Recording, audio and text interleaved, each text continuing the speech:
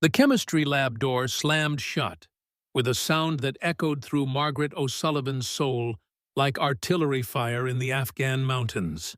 At 54, with 22 years of Marine Corps service etched into every line of her weathered face, Maggie had faced down insurgents in Lebanon, survived Scud missile attacks in the Persian Gulf, and coordinated rescue operations in the mountains of Afghanistan. But nothing had prepared her for this moment when 17-year-old Chad Brennan's massive hand wrapped around her throat in the fluorescent-lit classroom of Millbrook High School.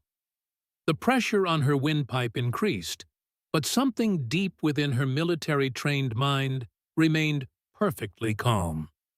She had been in worse situations, much worse. As Chad's grip tightened, her thoughts flashed back to Sergeant Major O'Sullivan, the woman she used to be, the woman who had earned 2 Bronze Stars and commanded respect from hardened Marines twice her size. But this wasn't about physical confrontation. This was about something far more complex and dangerous than a simple schoolyard bully. The trouble had started 3 months earlier, but its roots stretched back 4 decades into the heart of America's Cold War secrets. September had painted the cornfields of Indiana in shades of gold that reminded Maggie of the sunrise over Kandahar province. She stood at the window of her small apartment above Kowalski's hardware store on Main Street, watching the morning mist rise from the Wabash River that wound through Millbrook like a lazy snake. The town of 12,000 souls nestled in the heartland looked exactly like the America she had fought to protect for more than 2 decades. Millbrook, Indiana.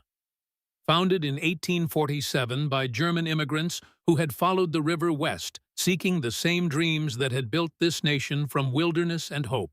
The town had weathered the Civil War, sending 3 companies of volunteers to fight for the Union. It had survived the Great Depression by the stubborn determination of farmers who refused to let the land defeat them. It had sent its sons to World War II, Korea, Vietnam, and beyond, each generation answering the call to defend freedom wherever it was threatened. Now it was Maggie's turn to serve again, not in the mountains of Afghanistan or the deserts of Iraq, but in the corridors of Millbrook High School, where she had accepted a position teaching chemistry to the children of the heartland. The decision to leave the Marines had not been easy. After her 3rd deployment to Afghanistan, after watching too many young Marines come home in flag-draped coffins, after surviving an IED blast that had left her with a purple scar running from her left temple to her jaw, Maggie had realized that her war was ending. At 51, she was older than most colonels, her body bearing the accumulated weight of 2 decades in uniform. The Corps had offered her a desk job at Quantico, but Margaret O'Sullivan had not spent 22 years in the Marines to finish her career shuffling papers in Virginia. She had come home to Indiana, to the land her grandfather had farmed before the war took him to France in 1918. She had come home to teach, to pass on something more valuable than tactics or weapons training. She had come home to shape the next generation of Americans, the sons and daughters who would inherit the republic she had sworn to defend. The Millbrook High School building stood on Elm Street, like a red brick monument to American education built in 1923, when the town was still prosperous from the corn and soybean fields that stretched to every horizon. 3 stories of solid Indiana limestone and brick, with tall windows that let in the morning light, and American flags flying from poles that had been planted by the class of 1943, most of whom had graduated into the uniform of their country. Principal Robert Harrison had hired her sight unseen, desperate to fill the chemistry position after the previous teacher had quit mid-semester under what the school board diplomatically called classroom management issues. Harrison was a soft-spoken man in his late 50s, with the kind of gentle demeanor that had made him popular with parents, but ineffective with the more challenging students who had turned Millbrook High into something far different from the school it had been when he graduated from these same halls in 1981. "Mrs. O'Sullivan," Harrison had said during their phone interview, I'll be honest with you, we've had some discipline problems in recent years. Some of our students come from families with significant influence in the community, and that makes it challenging to maintain order. But your military background suggests you might be exactly what we need. What Harrison hadn't told her what she would discover in the first week of classes was that the discipline problems centered around one family that had effectively turned the school into their personal kingdom. Maggie's first day of teaching began at 0600 hours, just as every day had begun for the past 22 years. She dressed in the civilian equivalent of her service uniform, dark slacks, white blouse, and a blue blazer that concealed the service pistol she was licensed to carry. Old habits died hard, and the situational awareness that had kept her alive in 3 combat zones was not something she could simply turn off because she was now standing in front of a periodic table instead of a tactical map. The students began filing into her first period advanced chemistry class at 0755 hours. Maggie stood at attention behind her desk, watching each face with the same intensity she had once used to scan for potential threats in Afghan villages. Most of the students were typical small-town teenagers, farm kids, whose families had worked the same land for generations, children of factory workers from the John Deere plant that had closed 5 years earlier, young people who carried themselves with the quiet dignity of the American heartland. Then Chad Brennan walked through the door. At 6 feet 3 inches and 220 pounds, Chad moved with the arrogant swagger of someone who had never faced real consequences for his actions. His letter jacket proclaimed him quarterback of the Millbrook Eagles, but his cold blue eyes and the way other students instinctively moved out of his path suggested a different kind of power. Behind him came his 2 constant companions, Tyler Morrison, a lean boy with nervous energy who looked like he was always ready to run, and Brett Collins, thick-necked and mean-eyed, who scanned the room like a bodyguard assessing threats. Chad chose a seat in the back corner directly against the wall where he could watch the entire room while keeping his back protected. It was a tactical position, the kind of spot Maggie herself would have chosen in an uncertain environment. For a 17-year-old high school student to think in such terms suggested either exceptional intelligence or exceptional paranoia. "Good morning," Maggie began, her voice carrying the authority that had once commanded Marines under fire. "I'm Mrs. O'Sullivan. For the next 9 months, this classroom will be your laboratory for understanding the fundamental forces that govern our universe. Chemistry is not just about mixing compounds in test tubes.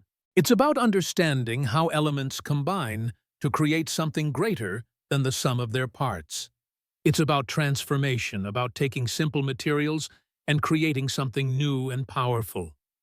She paused, letting her eyes sweep the room, making contact with each student.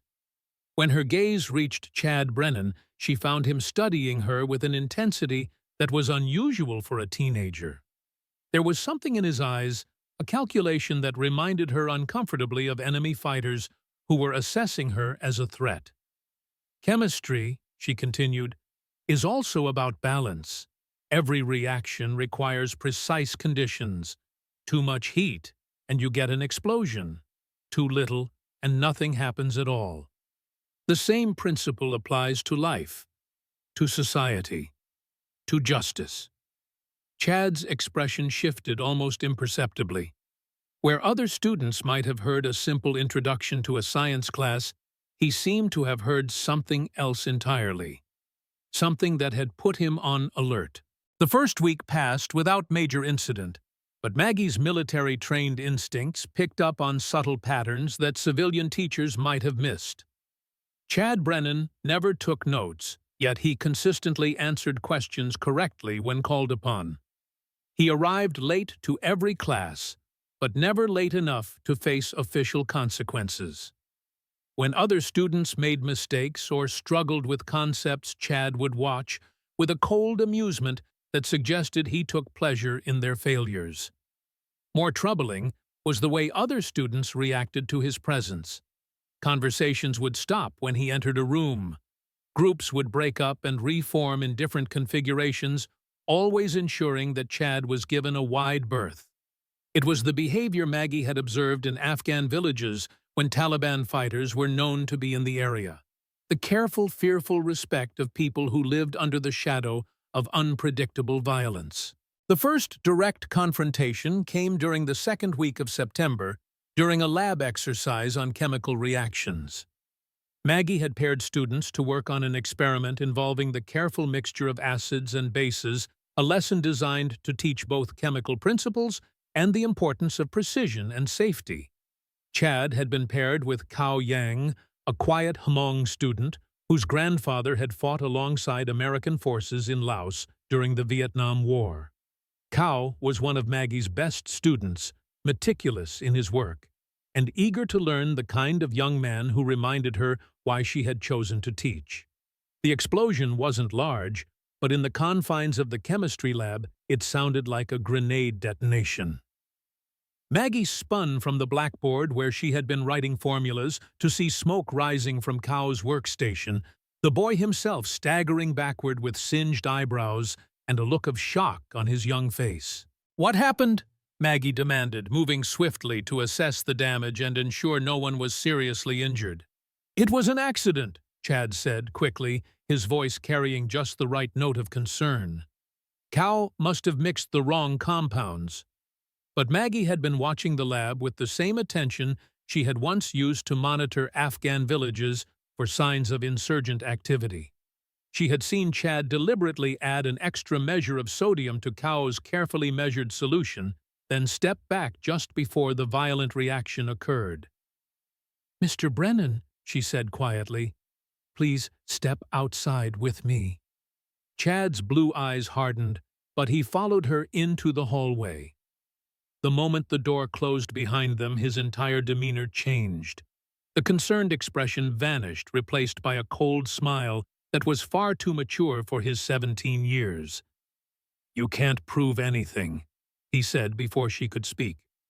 "And even if you could, it doesn't matter.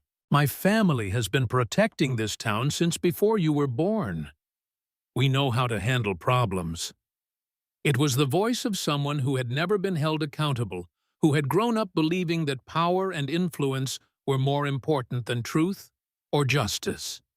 But there was something else in his tone, something that suggested his arrogance was built on more than just teenage bravado.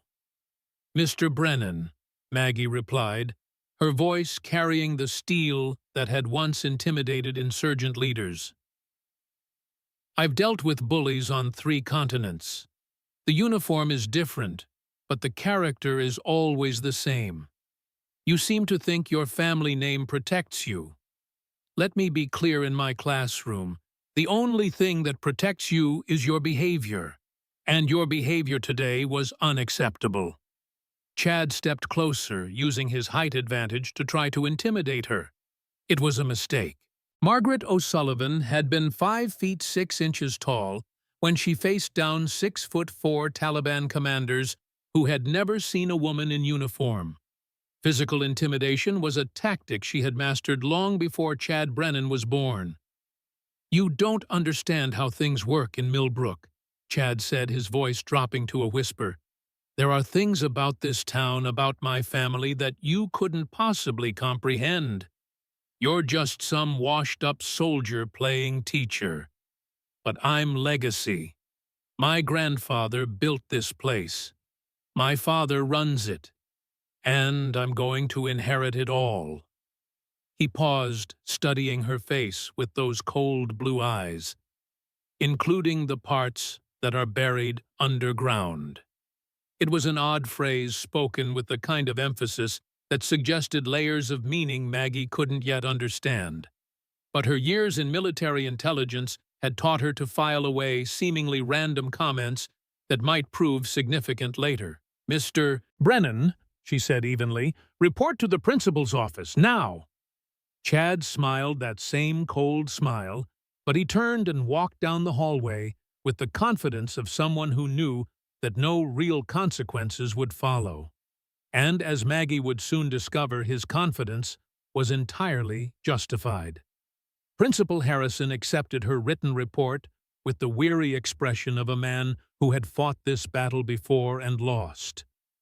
"I'll speak with Chad," he promised, but his tone suggested the conversation would be more apology than discipline.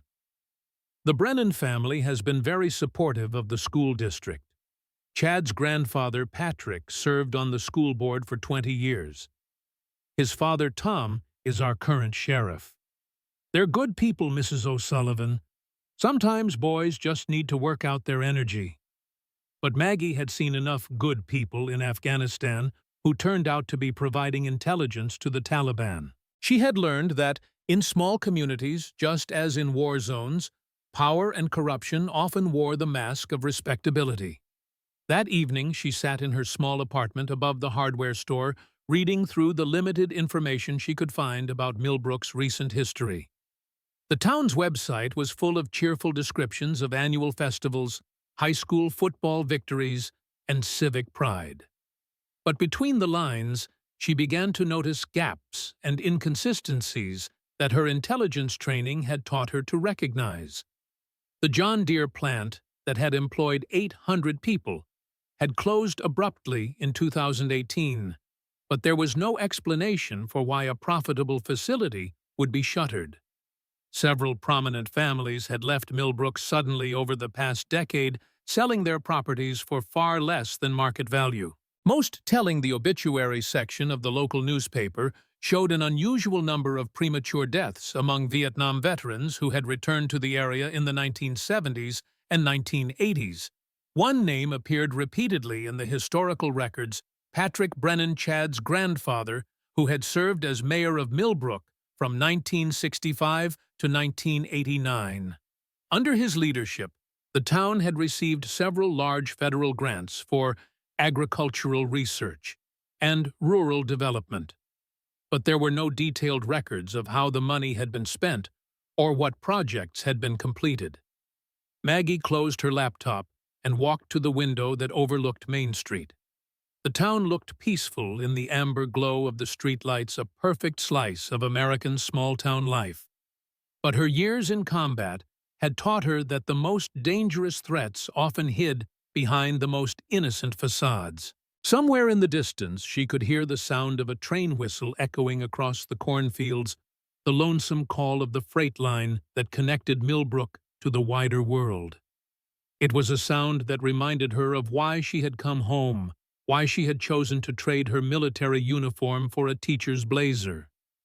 She had fought for America in distant lands, but the real battle for the soul of the nation was fought in places like this, in small towns where children learned what it meant to be citizens of the Republic. If Chad Brennan represented the next generation of leadership in Millbrook, then something had gone very wrong with the American dream. But Margaret O'Sullivan was a Marine, and Marines didn't retreat from difficult missions. She had accepted a duty to educate and protect the students in her charge, and she would fulfill that duty regardless of whatever secrets the Brennan family thought they were protecting. The real war for Millbrook was about to begin.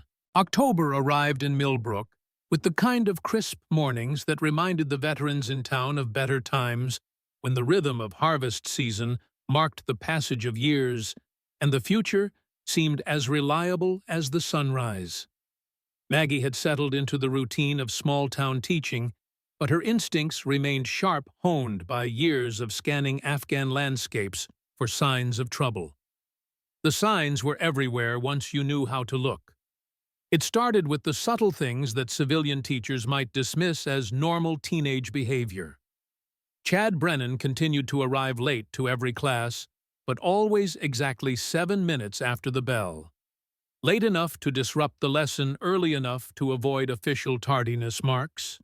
His excuses varied, but they always involved helping with some civic duty, assisting his father, the sheriff, with paperwork, volunteering at the town library, helping elderly residents with yard work.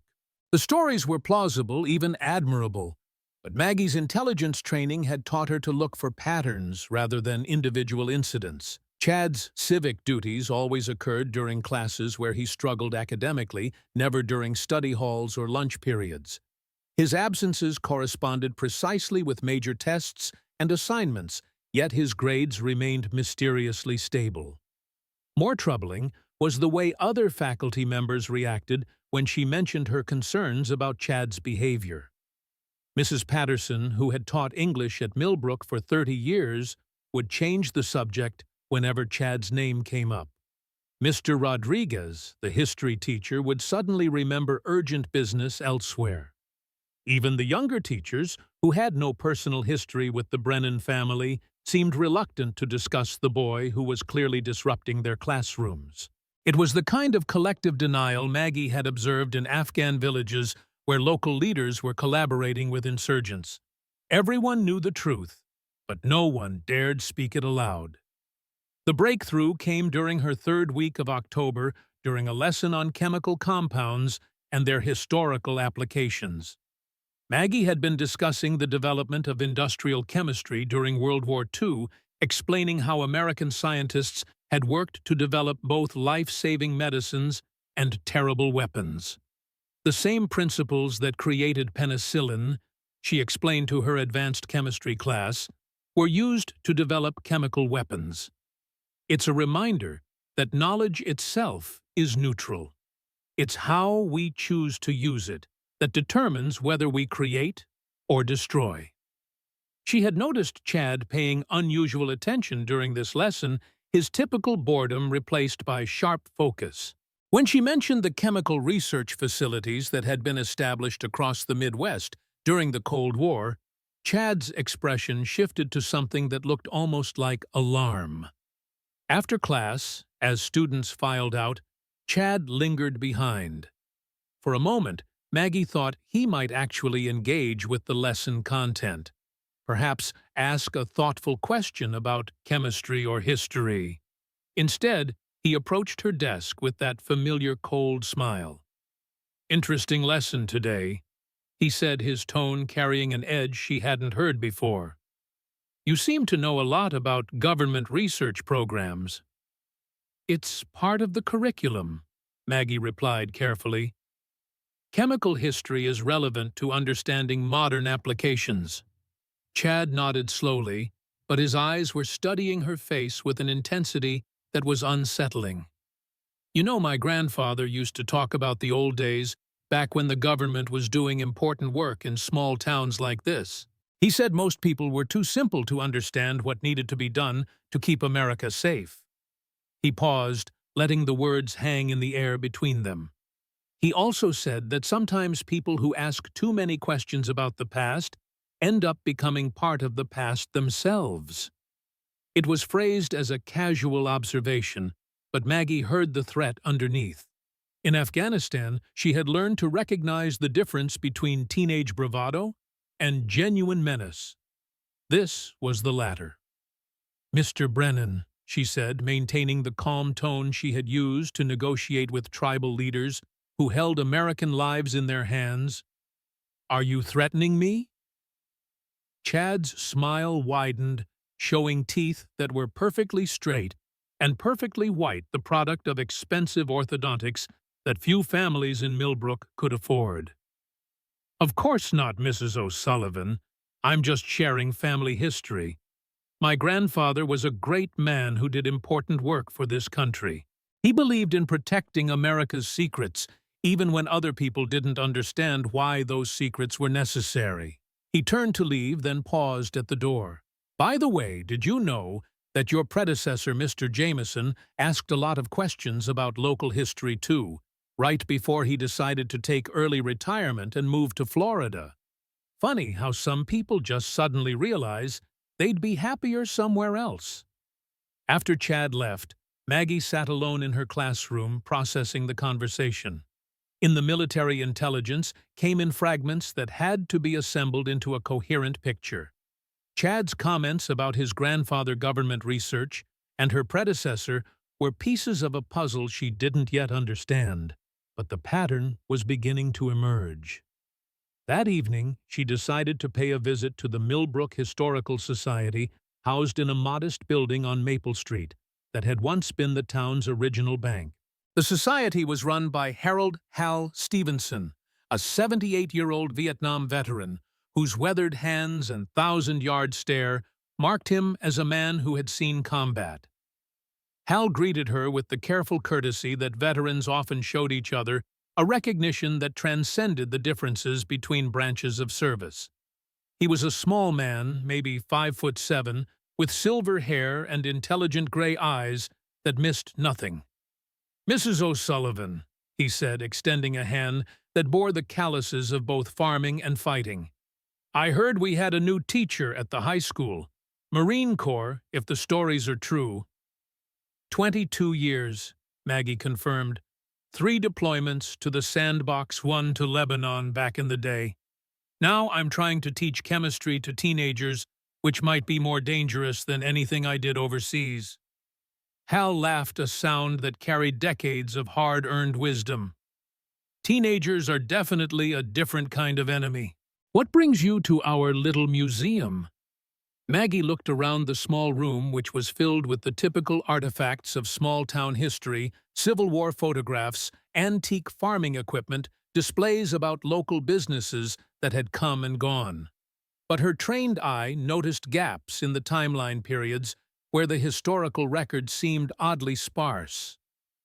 "I'm trying to understand the town where I'm working," she said carefully. "Get a sense of the community, the families, the history that shaped this place. As a teacher, I think it's important to know the background of my students." Hal's expression shifted subtly, becoming more guarded. "Any particular families you're curious about?" "The Brennans, actually. I have Chad in my chemistry class, and I'm trying to understand his background. He mentioned that his grandfather did important work for the government." The change in Hal's demeanor was immediate and dramatic. The friendly veteran disappeared, replaced by a man who looked like he had just spotted an enemy sniper. He glanced toward the windows, then moved to the front door and turned the deadbolt. "Mrs. O'Sullivan," he said quietly, "there are some conversations that shouldn't happen in public places. You mind taking a walk with an old soldier?" They left through the back door of the Historical Society, walking in silence through the alley that ran behind Main Street. Hal led her toward the edge of town, where the neat grid of residential streets gave way to cornfields that stretched toward the horizon. It wasn't until they were completely alone, standing beside a fence row that provided cover from the road, that he finally spoke. "How much do you know about Cold War history?" he asked. "Enough," Maggie replied. "I studied Soviet tactics and strategy during my intelligence training." "Why?" "Because what happened in Millbrook during the 1960s and 70s makes a lot more sense if you understand how paranoid everyone was back then.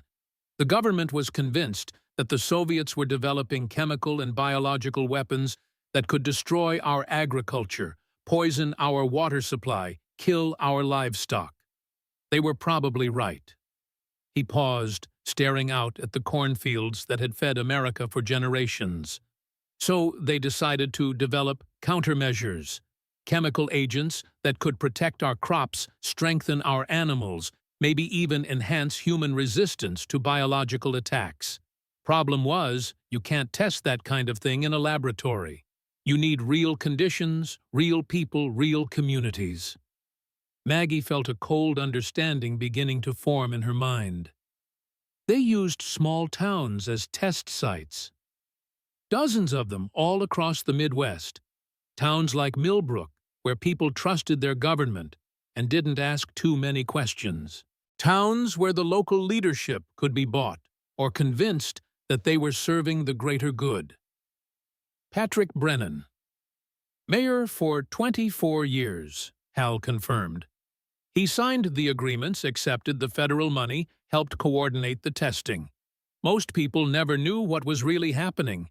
They thought the government scientists were just helping improve crop yields, developing better fertilizers, researching ways to make farming more efficient." "But you knew." Hal's expression darkened.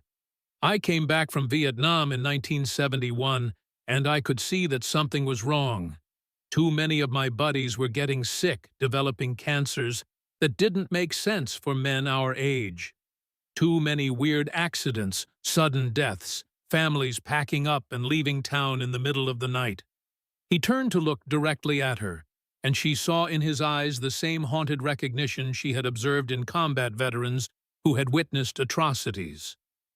I started asking questions, started documenting things, and I learned real quick that asking questions about government programs in Millbrook was not a healthy hobby. What happened?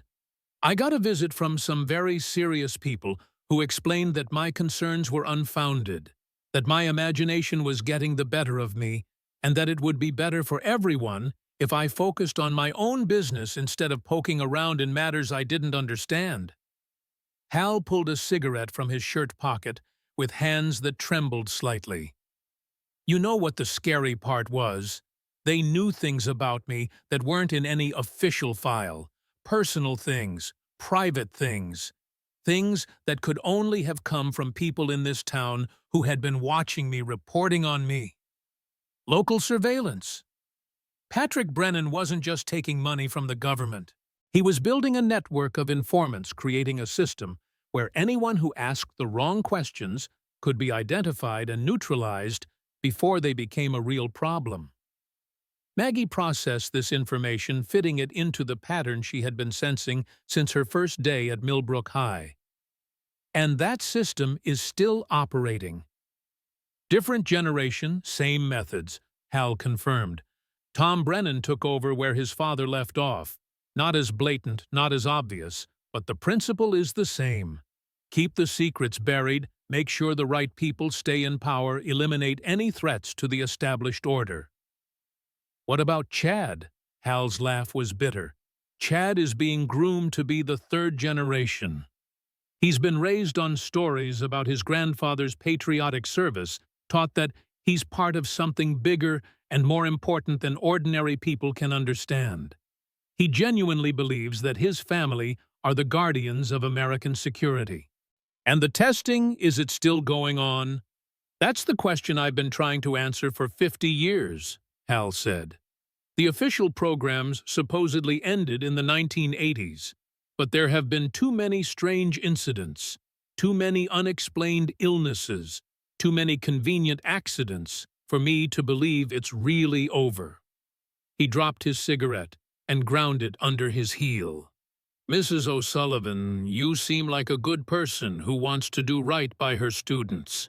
But if you're thinking about digging into this, you need to understand what you're up against. The Brennan family has had 40 years to perfect their methods. They've got connections at the state and federal level, they control local law enforcement, and they've got resources that most people can't even imagine. Are you telling me to back down? Hal studied her face for a long moment, taking in the scars that marked her as a combat veteran and the determination that had carried her through 2 decades of military service. No, he said finally. I'm telling you that if you decide to move forward, you better be prepared for war. Because that's what this is going to be. A war for the truth, fought right here in the American heartland. As they walked back toward town, Maggie felt the familiar weight of responsibility settling on her shoulders. She had come to Millbrook to teach chemistry to teenagers, but she was beginning to understand that her real mission was far more complex and dangerous. The shadows were growing longer as the sun set behind the cornfields, and in the gathering darkness, Millbrook looked like any other small American town.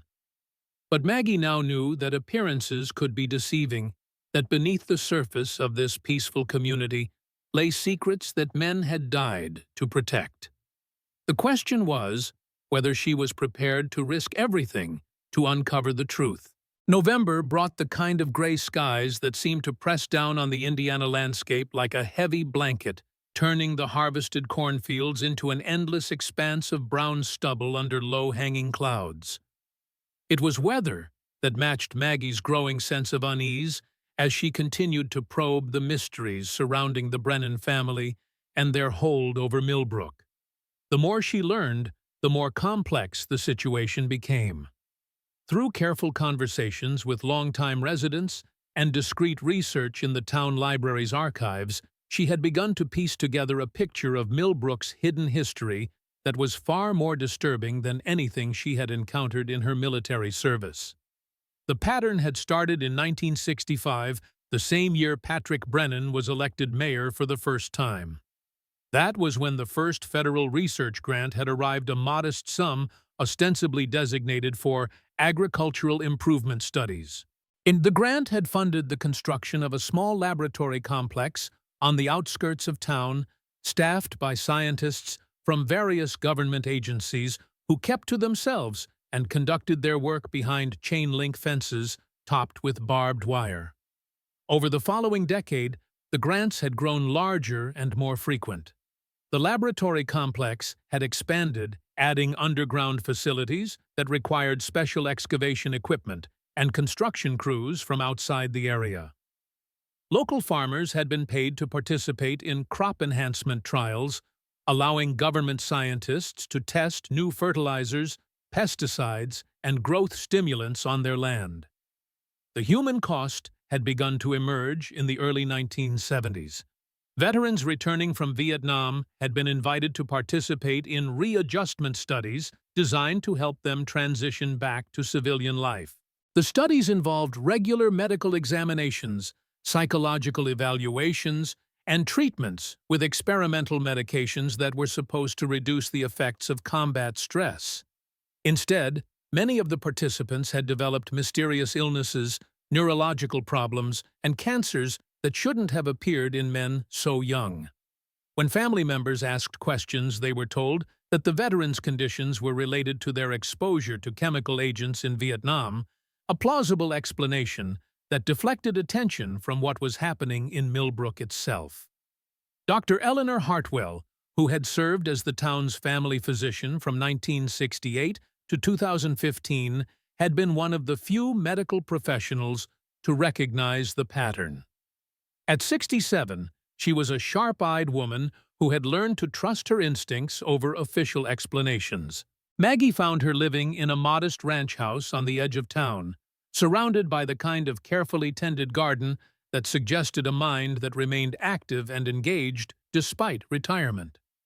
Eleanor invited her in for coffee, but her demeanor suggested that this wasn't a casual social visit. "I wondered when someone would finally start asking the right questions," Eleanor said as they sat in her sunlit kitchen. "I've been waiting for 20 years for someone with the background and the courage to dig into what really happened here." "Hal Stevenson gave me your name," Maggie explained. "He said you might have information about the medical aspects of the government research programs." Eleanor nodded grimly. "I kept records, even when I was told not to. Every unusual illness, every suspicious death, every yeat that didn't fit the normal patterns of disease in a rural community. I knew someday someone would need that documentation." She disappeared into another room and returned with a thick manila folder filled with photocopied medical records, death certificates, and handwritten notes that spanned decades of careful observation. 43 Vietnam veterans returned to Millbrook between 1969 and 1975. Eleanor said, opening the folder on the kitchen table. Of those 43, 31 participated in the government readjustment studies. Of those 31, 18 died before their 50th birthday from various cancers, neurological disorders, and what were officially classified as accidents. She pulled out a series of death certificates, arranging them chronologically across the table. The statistical probability of that many premature deaths in such a small population is essentially 0. But every time I raised concerns with state health officials, I was told that the pattern was within normal parameters for veterans who had been exposed to Agent Orange in Southeast Asia. Maggie studied the documents, her intelligence training helping her identify the anomalies that a civilian might miss. The timing is too convenient. Most of these deaths occurred within 2 to 5 years of their participation in the studies. Exactly. And there's something else. Eleanor pulled out another set of papers. I managed to obtain tissue samples from several of the deceased veterans during their autopsies. I had them analyzed by an independent laboratory in Indianapolis, paying for the testing myself. What did you find? Chemical compounds that had never been used in Vietnam. Synthetic substances that didn't exist in the 1960s and early 1970s. Whatever killed these men, they were exposed to it right here in Millbrook. Eleanor's expression hardened as she continued. But the most damning evidence came from the children. She pulled out a third set of records, these dealing with birth defects and childhood illnesses that had appeared in Millbrook starting in the mid-1970s. The pattern was subtle but unmistakable: higher rates of learning disabilities, unusual allergies, developmental delays, and rare genetic disorders that shouldn't have clustered in such a small population. The families affected were almost exclusively those who lived in the areas closest to the government research facility, Eleanor explained. Families whose wells drew from groundwater that could have been contaminated by whatever the scientists were testing. Did you report this to anyone? I tried. I sent reports to the CDC, the state health department, even contacted some journalists who specialized in investigative reporting. But every inquiry was deflected. Every investigation was shut down before it could begin. Eleanor's voice carried the frustration of decades of watching injustice go unpunished. I realized that the cover-up wasn't just local. It involved people at the state and federal level who had the power to make inconvenient evidence disappear. What changed? Why did the testing stop? Eleanor was quiet for a long moment, staring out at her garden, where the last flowers of autumn were struggling against the approaching winter.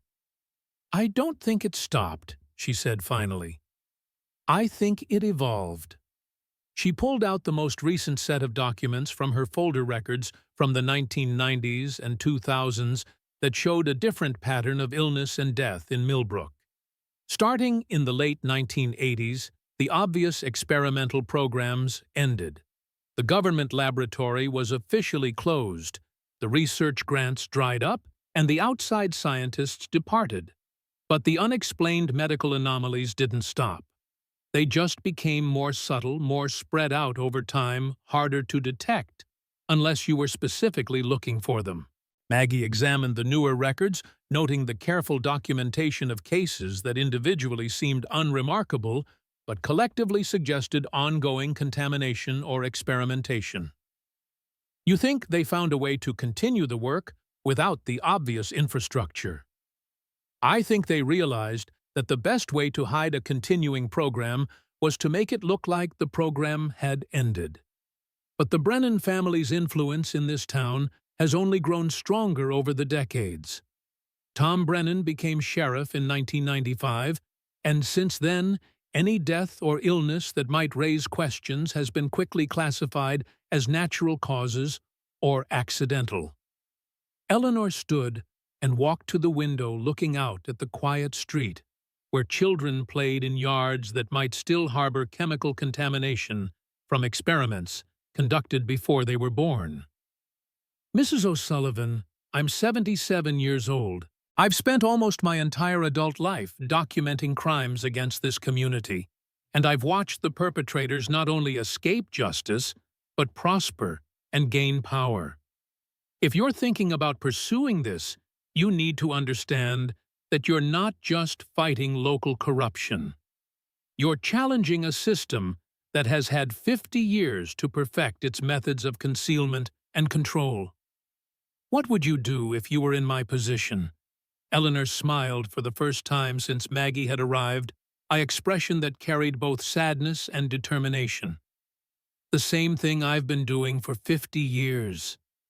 Keep documenting the truth. Keep gathering evidence, and wait for someone with the skills and resources to finally bring these people to justice. She turned from the window to face Maggie directly. The question is whether you're that person. As Maggie drove back toward town through the gray November afternoon, She carried with her not just Eleanor's files, but a growing sense of the magnitude of what she was uncovering. This wasn't just a case of local corruption or small-town bullying. It was evidence of a systematic program of human experimentation that had continued for decades, protected by a network of officials who had turned a blind eye to suffering in the name of national security. Her military training had taught her to assess missions objectively, to weigh the risks against the potential benefits, to consider whether the objective was worth the cost in blood and treasure. By those standards, the mission she was contemplating was extremely dangerous, with uncertain prospects for success, and the potential for devastating personal consequences. But her oath as a Marine had been to protect the Constitution and the American people, not just from foreign enemies, but from all threats to liberty and justice. The children of Millbrook deserved to grow up in a community where their health and safety weren't sacrificed to protect the secrets of previous generations. That evening, as she sat in her apartment reviewing Eleanor's documentation, Maggie heard the sound of footsteps on the stairs leading to her door. The footsteps were deliberate, measured, the kind of approach that suggested official business rather than a friendly visit. The knock, when it came, was firm and professional. Maggie looked through the peephole to see a man in his 50s wearing the uniform of the Millbrook Sheriff's Department. Sheriff Tom Brennan himself had come calling. She opened the door, but left the security chain engaged, a precaution that drew a slight smile from the sheriff. "Mrs. O'Sullivan," he said, his voice carrying the kind of authority that came from 25 years in law enforcement. "I wonder if I might have a word with you." "About what, Sheriff?" "About some concerns that have been brought to my attention regarding your extracurricular activities. May I come in?" Maggie studied the man on the other side of her door. Tom Brennan was built like his son, but carried himself with the controlled confidence of someone who had spent decades wielding power. His eyes were the same cold blue as Chad's, but they held an intelligence and calculation that his teenage son hadn't yet developed. "I prefer to keep this conversation brief, Sheriff. What concerns are you referring to?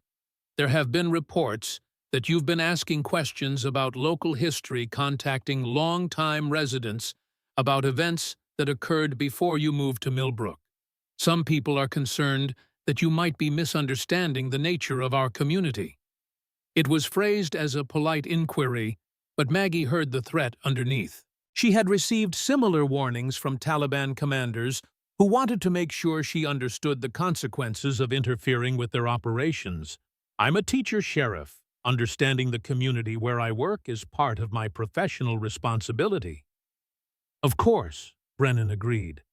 "But sometimes outsiders can misinterpret historical events, especially events related to national security programs that were classified for good reasons. People who don't have the full picture can draw conclusions that are both inaccurate and potentially harmful." He paused, letting his words sink in.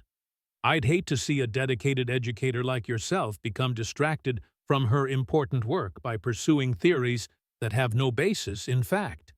Teaching is challenging enough without adding unnecessary complications." The message was clear: stop investigating or face consequences.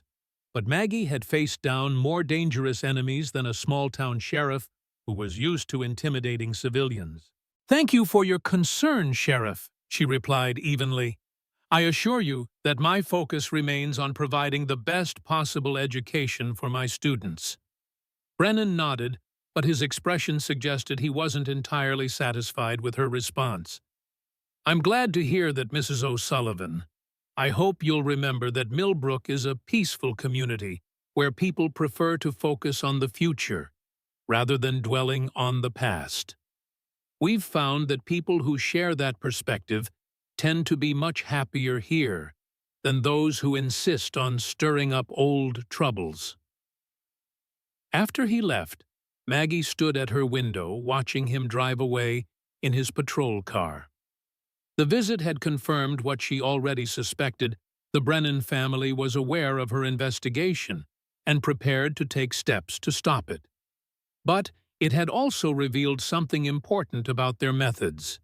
Tom Brennan could have arrested her on fabricated charges, could have used his authority as sheriff to make her life in Millbrook impossible. Instead, he had chosen to approach her personally to deliver his warning face to face, in terms that were designed to intimidate without creating an official record.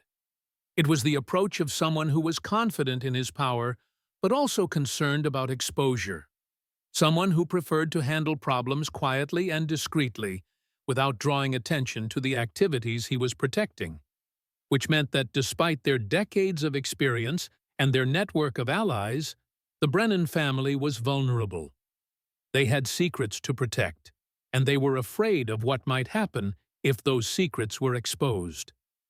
For the first time since she had begun her investigation, Maggie allowed herself to believe that victory might be possible. But first, she would need to gather more evidence, build a stronger case, and prepare for the kind of war that was fought not with weapons but with truth.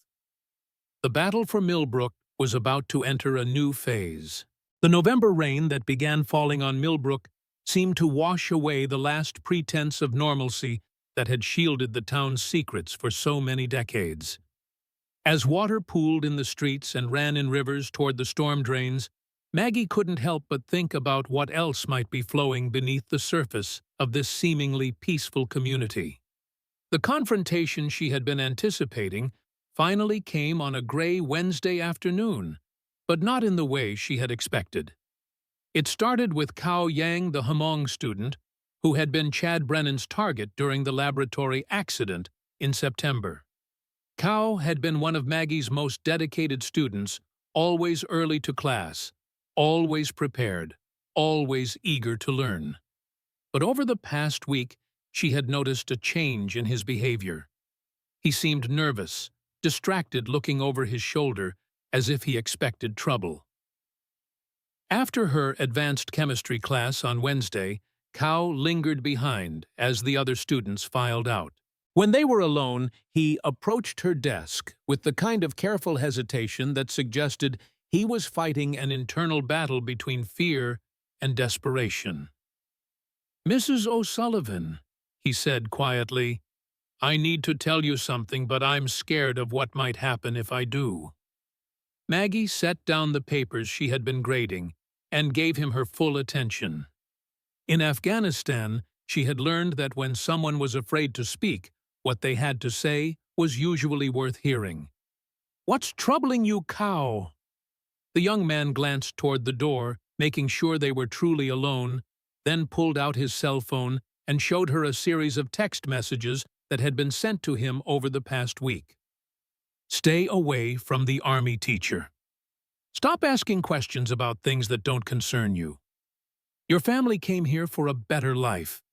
Don't make us change our minds about letting you stay."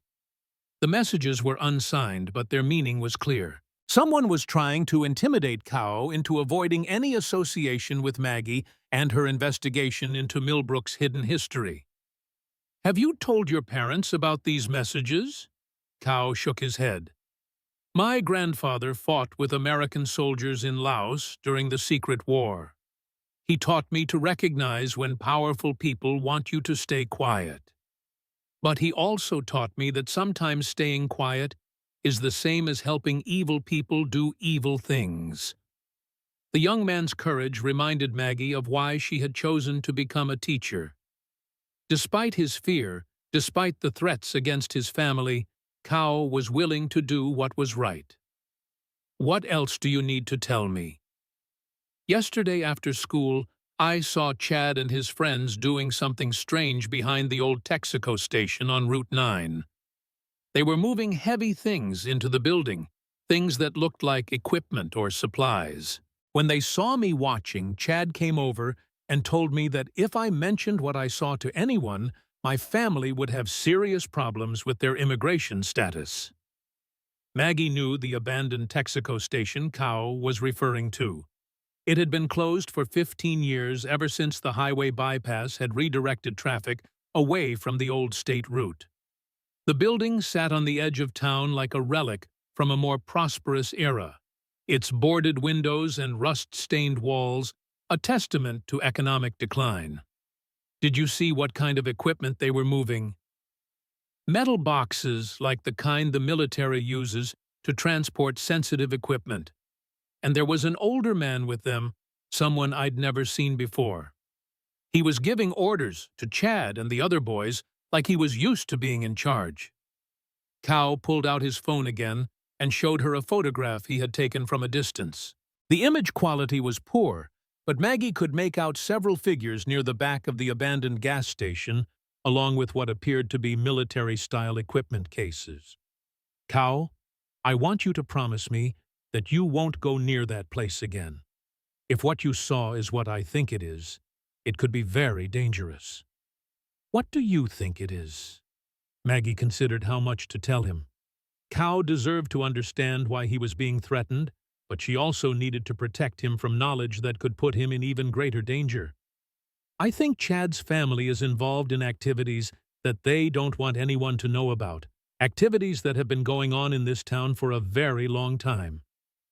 That evening, after Cow had left, Maggie sat in her empty classroom trying to decide her next move. The abandoned Texaco station represented the first concrete lead she had discovered, the first physical location where current illegal activity might be taking place. But investigating it would require her to cross a line from passive observation to active reconnaissance, the kind of operation that could easily go wrong if she wasn't careful. Her military training told her to conduct thorough surveillance before attempting any kind of infiltration. She needed to know who was using the facility when they were active, what kind of security measures they had in place, and what exactly they were trying to hide. But her instincts as a teacher told her that time was running out. Chad's threats against Cow suggested that the Brennan family was escalating their efforts to silence anyone who might expose their secrets. If she waited too long to act, other students might be targeted, or evidence might be moved to a location she couldn't find. She decided to begin with external surveillance using the skills she had learned during her intelligence training to observe the abandoned gas station without being detected. If she could establish patterns of activity and identify the people involved, she might be able to gather enough evidence to involve federal authorities who couldn't be influenced by local corruption. The surveillance began the following evening. Maggie parked her car in a grove of trees nearly a quarter-mile from the Texaco station, then moved on foot through the cornfields that provided cover between her position and the target building. The November cold bit through her dark clothing, but she welcomed the discomfort that helped keep her alert and focused. The abandoned gas station sat in a pool of darkness, its windows boarded up, and its parking lot cracked with weeds. But as Maggie watched through her binoculars, she began to notice signs of recent activity that wouldn't be visible to a casual observer. Tire tracks in the gravel, fresh scratches around the door locks, and subtle wear patterns that suggested regular foot traffic, despite the building's apparently abandoned state. At 9:30 p.m., headlights appeared on the old state route approaching the station from the direction of town. Two vehicles, a pickup truck that she recognized as belonging to the Brennan family, and a black SUV with government plates that she had never seen in Millbrook before. Chad emerged from the pickup truck along with Tyler Morrison and Brett Collins, but they were accompanied by an older man who clearly wasn't from Millbrook. The stranger was perhaps 60 years old, with the erect posture and careful movements of someone with military experience. He wore civilian clothes, but something about his demeanor suggested he was accustomed to command authority. The group moved quickly to the back of the building where they began unloading equipment from both vehicles. Maggie adjusted her binoculars, trying to get a better view of what they were carrying. The metal cases Cow had described were clearly visible, along with what appeared to be electronic equipment and containers that might hold chemical or biological materials. The older man directed the operation with quiet efficiency, positioning the boys at specific locations, while he handled the more sensitive materials himself. It was clearly a well-rehearsed procedure, suggesting that this wasn't the first time they had used the abandoned station for this purpose. After 20 minutes, the group disappeared into the building through a door that Maggie hadn't even realized existed. From her position in the cornfield, she could see no external signs of activity, but she noticed a faint glow coming from what appeared to be a basement window that had been painted black from the inside. They remained inside for nearly 2 hours. When they finally emerged, the older man spent several minutes checking the area around the building, looking for any signs that their activities had been observed. His movements were those of someone with counterintelligence training, systematic and thorough.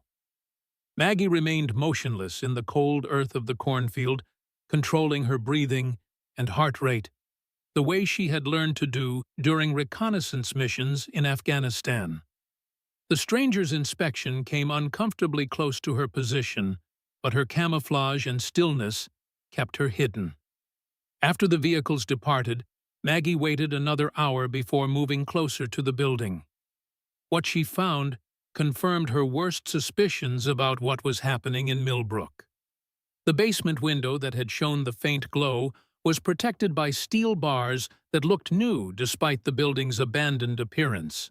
When she knelt beside it and listened carefully, she could hear the sound of electronic equipment humming inside, the kind of steady background noise that suggested sophisticated machinery was operating in the underground space.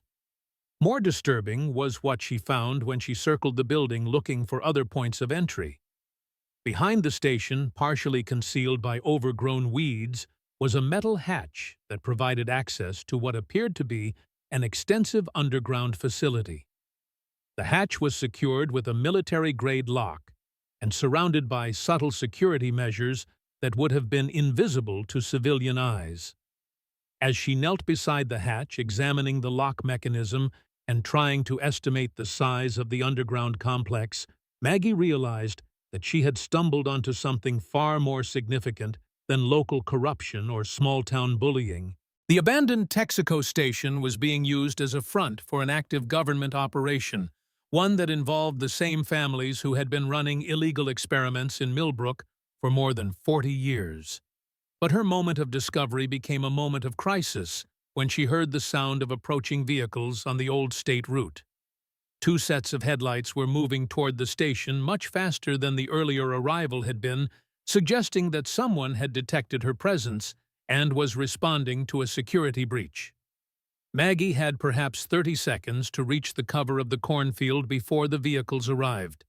She moved with the speed and stealth that had kept her alive in combat zones, but she knew that her surveillance operation had been compromised. Worse, she now had to assume that the people she was investigating were aware of her interest in their activities. As she lay hidden in the darkness, watching the security team search the area around the building with military precision, Maggie realized that the conflict she had been anticipating was about to begin in earnest. The Brennan family and their allies had moved beyond warnings and intimidation. They were now treating her as an active threat to their operations. The war for the truth about Millbrook was no longer a possibility. It was a reality, and she was now officially behind enemy lines. But Margaret O'Sullivan was a Marine trained to operate in hostile territory and equipped with 22 years of experience in asymmetric warfare. If the enemy wanted a fight, she would give them one they would never forget. The question was whether she could uncover their secrets and expose their crimes before they found a way to silence her permanently. As the security team finally abandoned their search and disappeared back into the underground facility, Maggie began planning her next move. She had confirmation that illegal activities were taking place, but she needed more specific evidence before she could approach federal authorities who might be trustworthy. That meant she would have to find a way inside the underground complex to document whatever was happening beneath the abandoned Texaco station. It was the kind of mission that could easily end in capture or death, but it was also the only way to gather the evidence needed to bring justice to Millbrook. The November wind picked up, carrying with it the scent of rain and the promise of winter. As Maggie made her way back through the cornfields toward her car, she felt the familiar weight of responsibility settling on her shoulders. She had sworn an oath to protect the American people from all enemies, foreign and domestic. The fact that the enemies in Millbrook wore the masks of respectability and claimed to be acting in the name of national security didn't change her duty. The real battle was about to begin. December arrived in Millbrook with the kind of bitter cold that seemed to freeze not just the landscape, but time itself, trapping the town in a perpetual twilight between the promises of Christmas and the harsh reality of winter. For Maggie O'Sullivan, the shortened days and longer nights provided the cover she needed for the most dangerous phase of her investigation. The week following her surveillance of the abandoned Texaco station had been a careful dance of normal routine and covert preparation. She continued teaching her chemistry classes, maintaining the facade of a dedicated educator, while secretly planning an operation that would make her nighttime reconnaissance look like a casual stroll. But first, she needed allies she could trust with her life. The call came on a Thursday evening, 3 days before she planned to attempt infiltration of the underground facility. Harold Stevenson's voice on the phone carried an urgency she hadn't heard before. "Mrs. O'Sullivan, you need to come to the Historical Society. Tonight, and come through the back entrance." Maggie found Hal waiting for her in the darkened building, along with 2 people she hadn't expected to see. Dr. Eleanor Hartwell sat at the small conference table, her medical files spread out before her like evidence in a war crimes tribunal. Beside her was a man Maggie didn't recognize, perhaps 70 years old with intelligent eyes and the careful posture of someone who had learned to watch for threats. "Mrs. O'Sullivan," Hal said quietly, "I'd like you to meet James Kowalski. Jimmy's father was one of the scientists who worked on the original government programs here in Millbrook." Jimmy Kowalski extended a weathered hand, studying Maggie's face with the intensity of someone making a crucial decision. "My father was Stefan Kowalski, a Polish refugee who came to America after the war. The government recruited him to work on chemical research projects, told him he would be helping to protect his new country from Soviet threats." He paused, and Maggie could see decades of pain and guilt in his expression. What they didn't tell him was that the research would involve experimenting on American citizens. When he discovered the truth, he tried to stop the program. That decision cost him everything. Eleanor leaned forward, her voice carrying the authority of someone who had spent decades documenting atrocities. "Stefan Kowalski was murdered in 1987, officially listed as a suicide. But I was the physician who examined his body. The wound patterns were inconsistent with a self-inflicted gunshot. Someone executed him to keep him quiet." Jimmy nodded grimly. "My father had been secretly documenting everything he was forced to do, keeping detailed records of the experiments, the test subjects, the results. He hid those records before they killed him, and I've spent the last 35 years trying to find them." "Did you?" Maggie asked. "2 days ago," Jimmy replied, pulling a metal case from beneath the table. "I finally located his emergency cache, hidden in a place only I would think to look. What I found there is going to change everything we thought we knew about Millbrook." He opened the case to reveal hundreds of documents, photographs, and film canisters that had been carefully preserved for more than 3 decades. The papers were covered with handwriting in multiple languages, scientific formulas, and detailed diagrams of chemical compounds and biological agents. "My father was forced to develop weapons," Jimmy explained. "Not just chemical agents for use against enemy soldiers, but substances designed to alter human behavior, enhance physical capabilities, and create long-term genetic modifications that could be passed down through generations." Eleanor spread out some of the photographs, and Maggie felt her stomach clench as she recognized what she was seeing. Laboratory subjects in various stages of physical transformation, some appearing enhanced, while others showed obvious signs of severe illness or mutation. The early experiments were crude, Eleanor said, her medical training helping her interpret the horrific images. They were trying to create super soldiers, people with enhanced strength, speed, and endurance, but they didn't understand the biological mechanisms well enough to control the results. How many test subjects were there? Hundreds, Jimmy replied. Volunteers from the military veterans who were told they were receiving experimental treatments for combat injuries, even civilian volunteers who thought they were participating in medical research that would benefit mankind. Hal pointed to a series of documents that showed names and addresses throughout the Midwest. It wasn't just Millbrook. They had facilities in 12 different towns, all connected by an underground network that allowed them to transfer subjects, share research data, and coordinate experiments across multiple locations.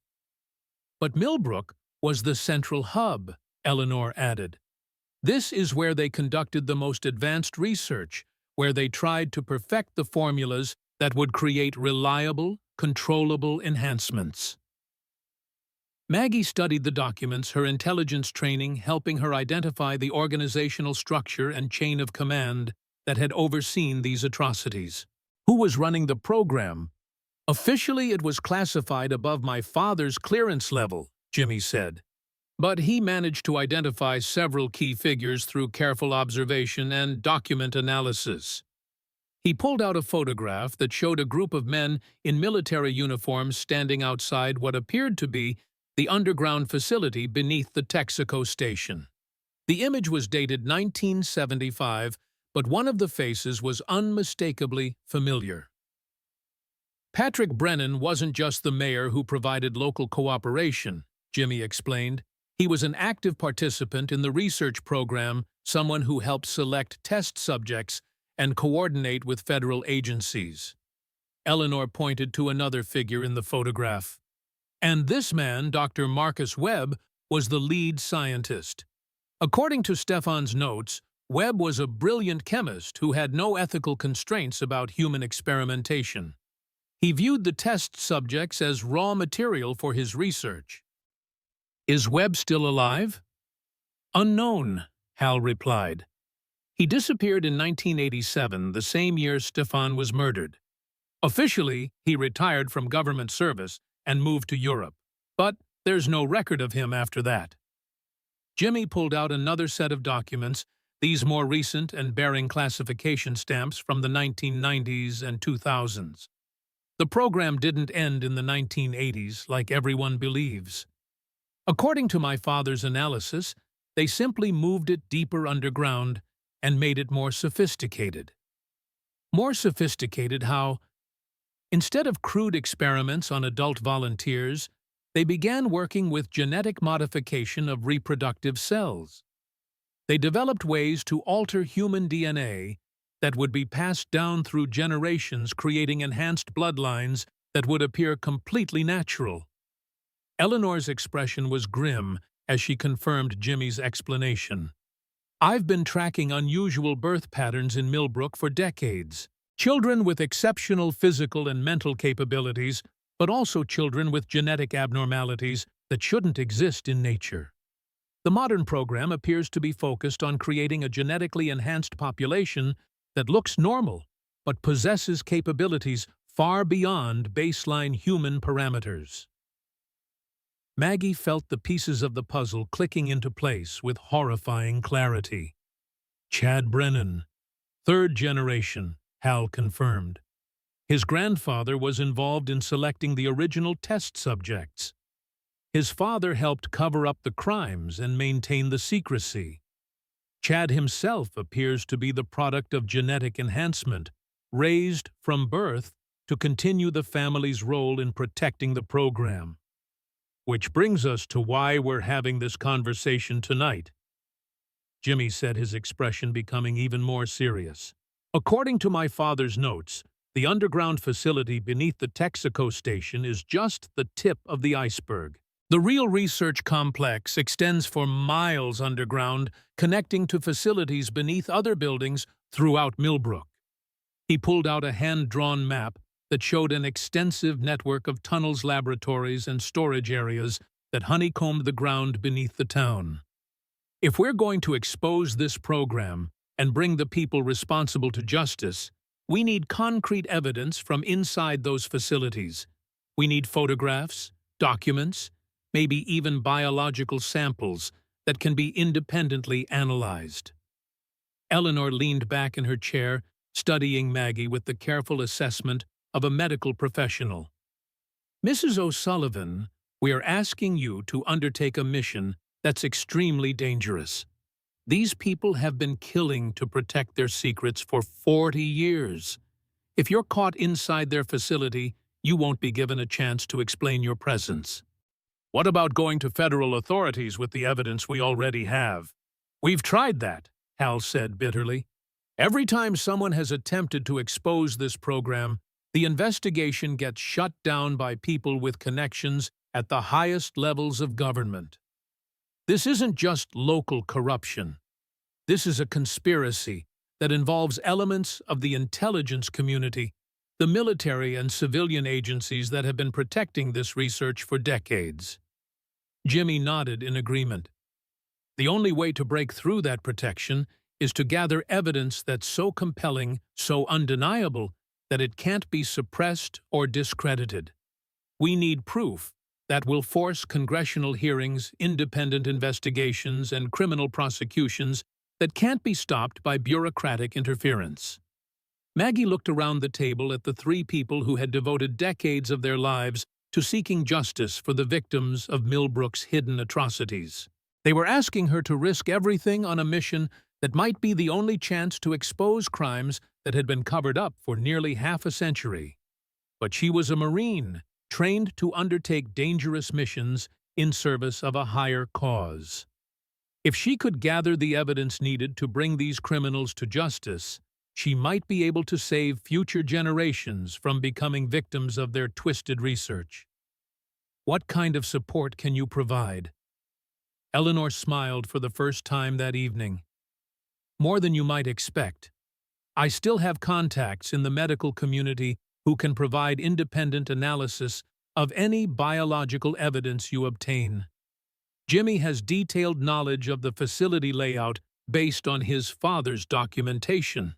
And Hal has been mapping the modern security systems for the past 5 years. Security systems? Hal pulled out a folder containing surveillance photographs and technical diagrams.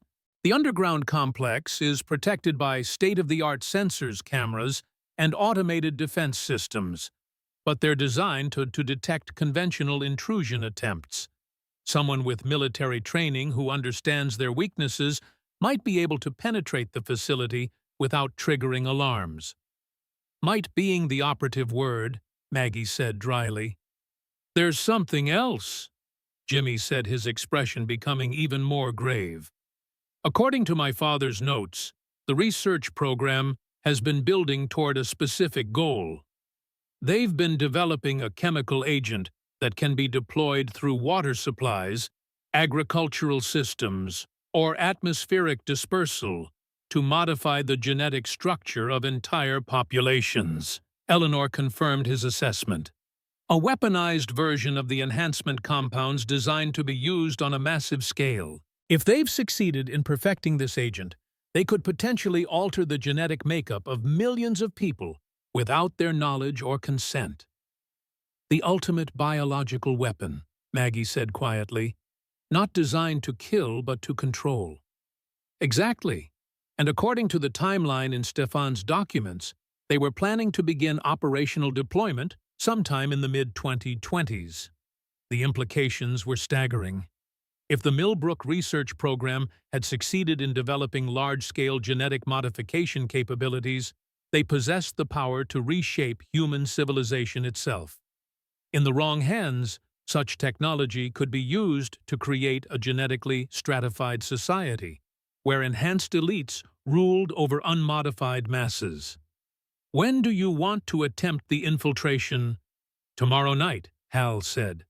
"We've been monitoring their activity patterns, and Friday nights typically have minimal security presence in the underground complex. Most of the research staff operates on a Monday through Thursday schedule with only essential monitoring systems active over the weekend." "What about Chad and his friends?" "They'll be at the regional football playoffs in Indianapolis," Eleanor said. "The entire town will be focused on the game, which should provide additional cover for your operation." Maggie studied the facility maps and security assessments, her tactical training automatically identifying potential infiltration routes and escape plans. The mission was dangerous, but it was feasible if executed with proper planning and discipline. "I'll need communications equipment that can't be detected by their security systems." Jimmy smiled grimly. "My father was paranoid about electronic surveillance. He developed several communication devices that operate on frequencies the government wasn't monitoring in the 1980s. I've updated them with modern components, but they should still be invisible to conventional detection systems. And if something goes wrong, we'll be monitoring from multiple locations," Hal assured her. "If you don't report in according to the predetermined schedule, we'll assume you've been compromised and activate our emergency protocols, which are simultaneous release of all the evidence we've gathered to every major news organization, congressional representative, and law enforcement agency in the country," Eleanor said firmly. "If they silence you, they won't be able to silence the truth." As the meeting broke up and the conspirators prepared to leave through separate exits, Maggie felt the familiar pre-mission tension settling over her like a familiar coat.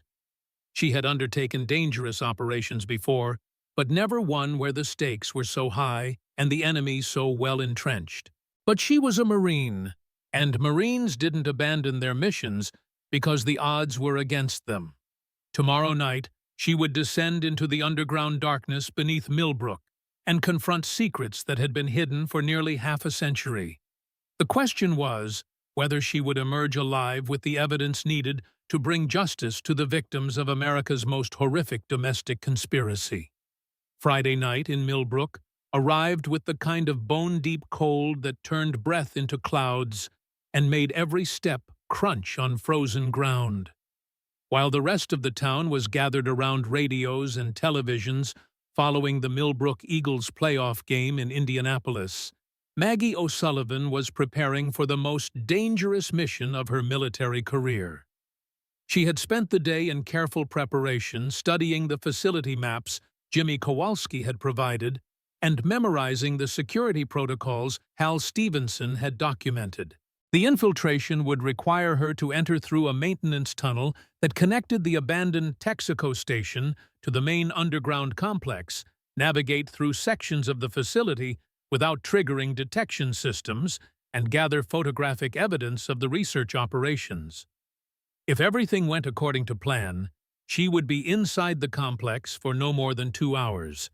If something went wrong, she might never come out at all. The equipment Eleanor Hartwell had assembled was a mixture of medical instruments and military hardware digital cameras capable of operating in low-light conditions, sample containers for biological specimens, detection devices for chemical agents, and communication gear that would allow her to maintain contact with her support team. Most importantly, she carried a miniaturized recording device that would document everything she encountered in the underground complex. If she didn't survive the mission, at least her evidence might. At 11:30 p.m., Maggie approached the abandoned Texaco station through the same cornfield route she had used for surveillance. The building appeared completely dark, just another piece of rural decay in a landscape full of economic failures. But her thermal imaging equipment revealed the heat signatures of active machinery beneath the ground, confirmation that the underground facility was operating even when the surface appeared abandoned. The maintenance tunnel entrance Jimmy had identified was located behind the station, concealed beneath what appeared to be a rusted metal grate. that looked like it hadn't been disturbed in decades. But when Maggie examined it closely, she found that the grate was actually a sophisticated concealment device that could be opened with the proper access codes. The codes themselves had been another gift from Stefan Kowalski's paranoid preparation. The Polish scientist had documented every security system he encountered, including the maintenance protocols that would allow emergency access to the underground complex. His son had updated the information based on decades of careful observation, providing Maggie with entry credentials that should bypass the automated security systems. The tunnel itself was a masterpiece of covert engineering, a concrete-lined passage that extended deep underground while maintaining perfect environmental controls. As Maggie descended through the access shaft, she could feel the temperature and humidity stabilizing at levels designed to protect sensitive equipment and biological materials. The first section of the facility she encountered was clearly dedicated to storage and logistics. Rows of metal shelving contained supplies that ranged from standard laboratory equipment to specialized containers bearing biohazard symbols and classification markings. The sheer volume of materials suggested an operation far larger than anything she had imagined based on the surface evidence. But it was the personnel records she found in the administrative section that provided the first shocking revelation about the scope of the conspiracy. The files contained detailed dossiers on hundreds of individuals who had been subjected to various forms of experimentation over the past 40 years. Veterans, civilians, even children who had been selected for genetic modification programs based on criteria that included genetic compatibility, social isolation, and family history. What made the records even more disturbing was the discovery that many of the test subjects were still alive, still being monitored, still undergoing treatments that they believed were routine medical care. The program hadn't ended with the official closure of the research facilities in the 1980s. It had simply become more sophisticated, more subtle, and more extensive. Maggie photographed dozens of files documenting the names, treatment protocols, and current status of victims who had no idea they were part of an ongoing human experimentation program. The evidence was overwhelming, but she knew she needed more than administrative records to convince skeptical authorities. The biological research section provided that additional evidence in ways that exceeded her worst fears.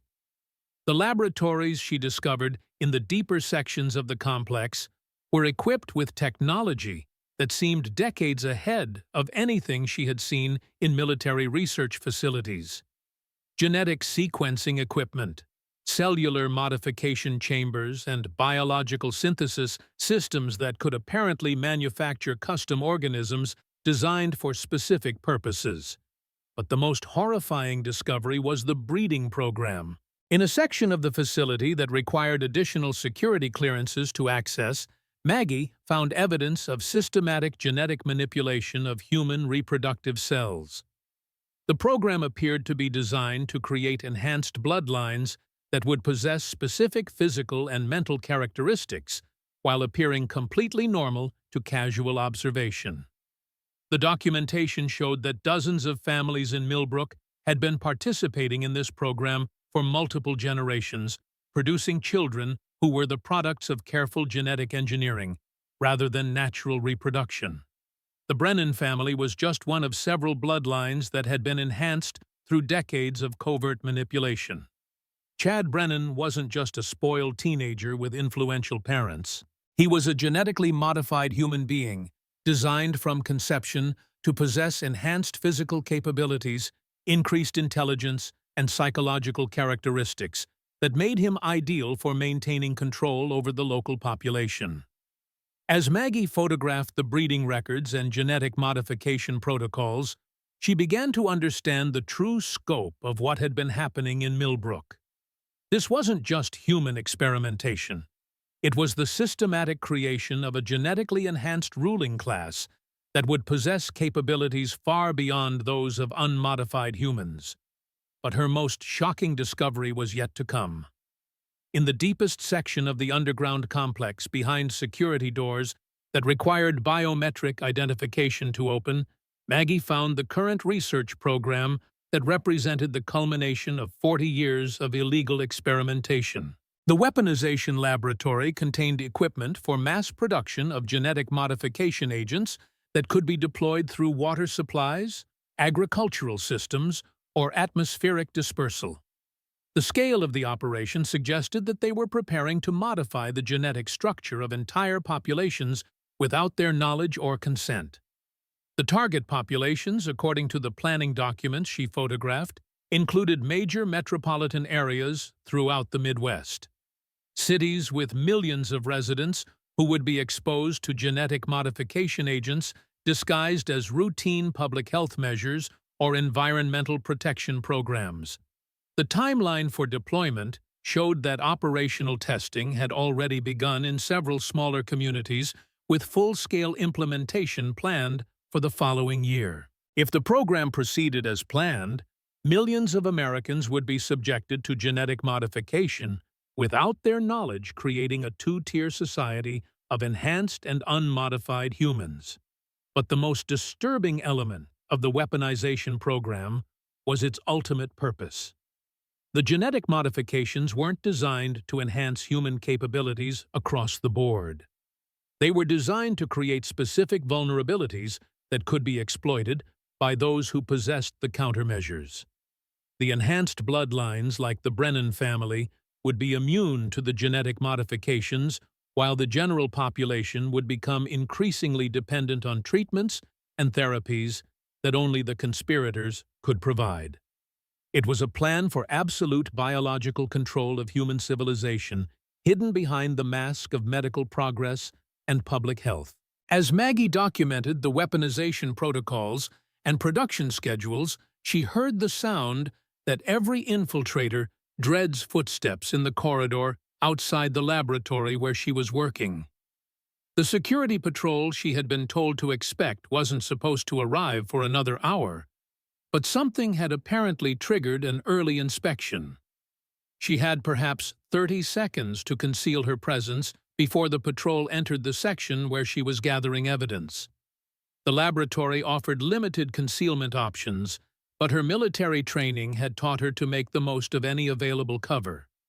She positioned herself behind a bank of equipment that would hide her from casual observation while still allowing her to monitor the patrol's activities. 3 figures entered the laboratory, but they weren't the routine security guards she had expected. One was clearly a scientist or technician checking readouts on the genetic modification equipment.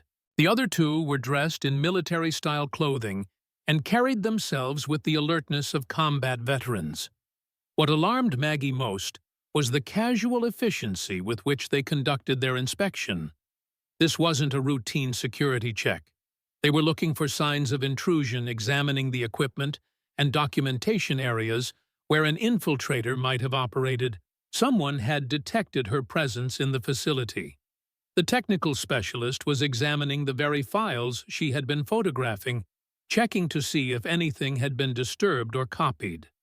The military personnel were conducting a systematic search of the laboratory, looking for evidence that an unauthorized person had accessed the restricted areas.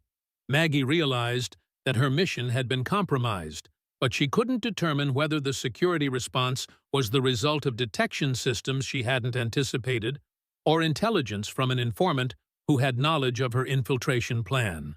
Either way, her extraction window was rapidly closing. She needed to reach the maintenance tunnel and escape the facility before the security team expanded their search to the route she had used to enter the complex. But as she prepared to move from her concealment, she heard a conversation between the security personnel that changed everything she thought she understood about the situation in Millbrook. "The senator wants confirmation that the test deployment is proceeding on schedule," one of the military figures was saying. "The Oversight Committee is getting nervous about maintaining secrecy much longer. Tell the senator that we'll be ready for full implementation by spring," the technician replied. The genetic modification agents have tested successfully in all the pilot communities. We can begin metropolitan deployment as soon as we receive authorization. What about the local security situation? There have been reports of someone asking questions about historical research programs. The sheriff is handling it.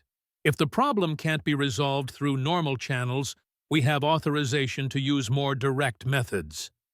The conversation continued for several more minutes, revealing details about political oversight of the program that extended to the highest levels of government. Senators, congressional committee chairs, and federal agency directors were all aware of the genetic modification program and actively supporting its implementation. When the security team finally left the laboratory, Maggie remained hidden for another 10 minutes to ensure they had moved to a different section of the facility. But the intelligence she had gathered during their conversation was almost as valuable as the documentary evidence she had been collecting. The Millbrook conspiracy wasn't just a rogue operation that had been hidden from federal oversight. It was an officially sanctioned program that involved elements of the legislative and executive branches of government. Exposing the local participants would only reveal the tip of an iceberg that extended throughout the highest levels of American political power. As she made her way back through the underground complex toward the maintenance tunnel, Maggie felt the weight of what she had discovered. She possessed evidence of crimes against humanity that had been committed with the knowledge and approval of people who had sworn oaths to protect the Constitution and defend the American people. But she also knew that the very scope of the conspiracy would make it almost impossible to achieve justice through normal legal channels. Too many powerful people had too much to lose if the truth about genetic modification programs became public knowledge. The extraction through the maintenance tunnel proceeded without incident, but as Maggie emerged from the underground complex into the frozen December night, she realized that her mission had been only partially successful.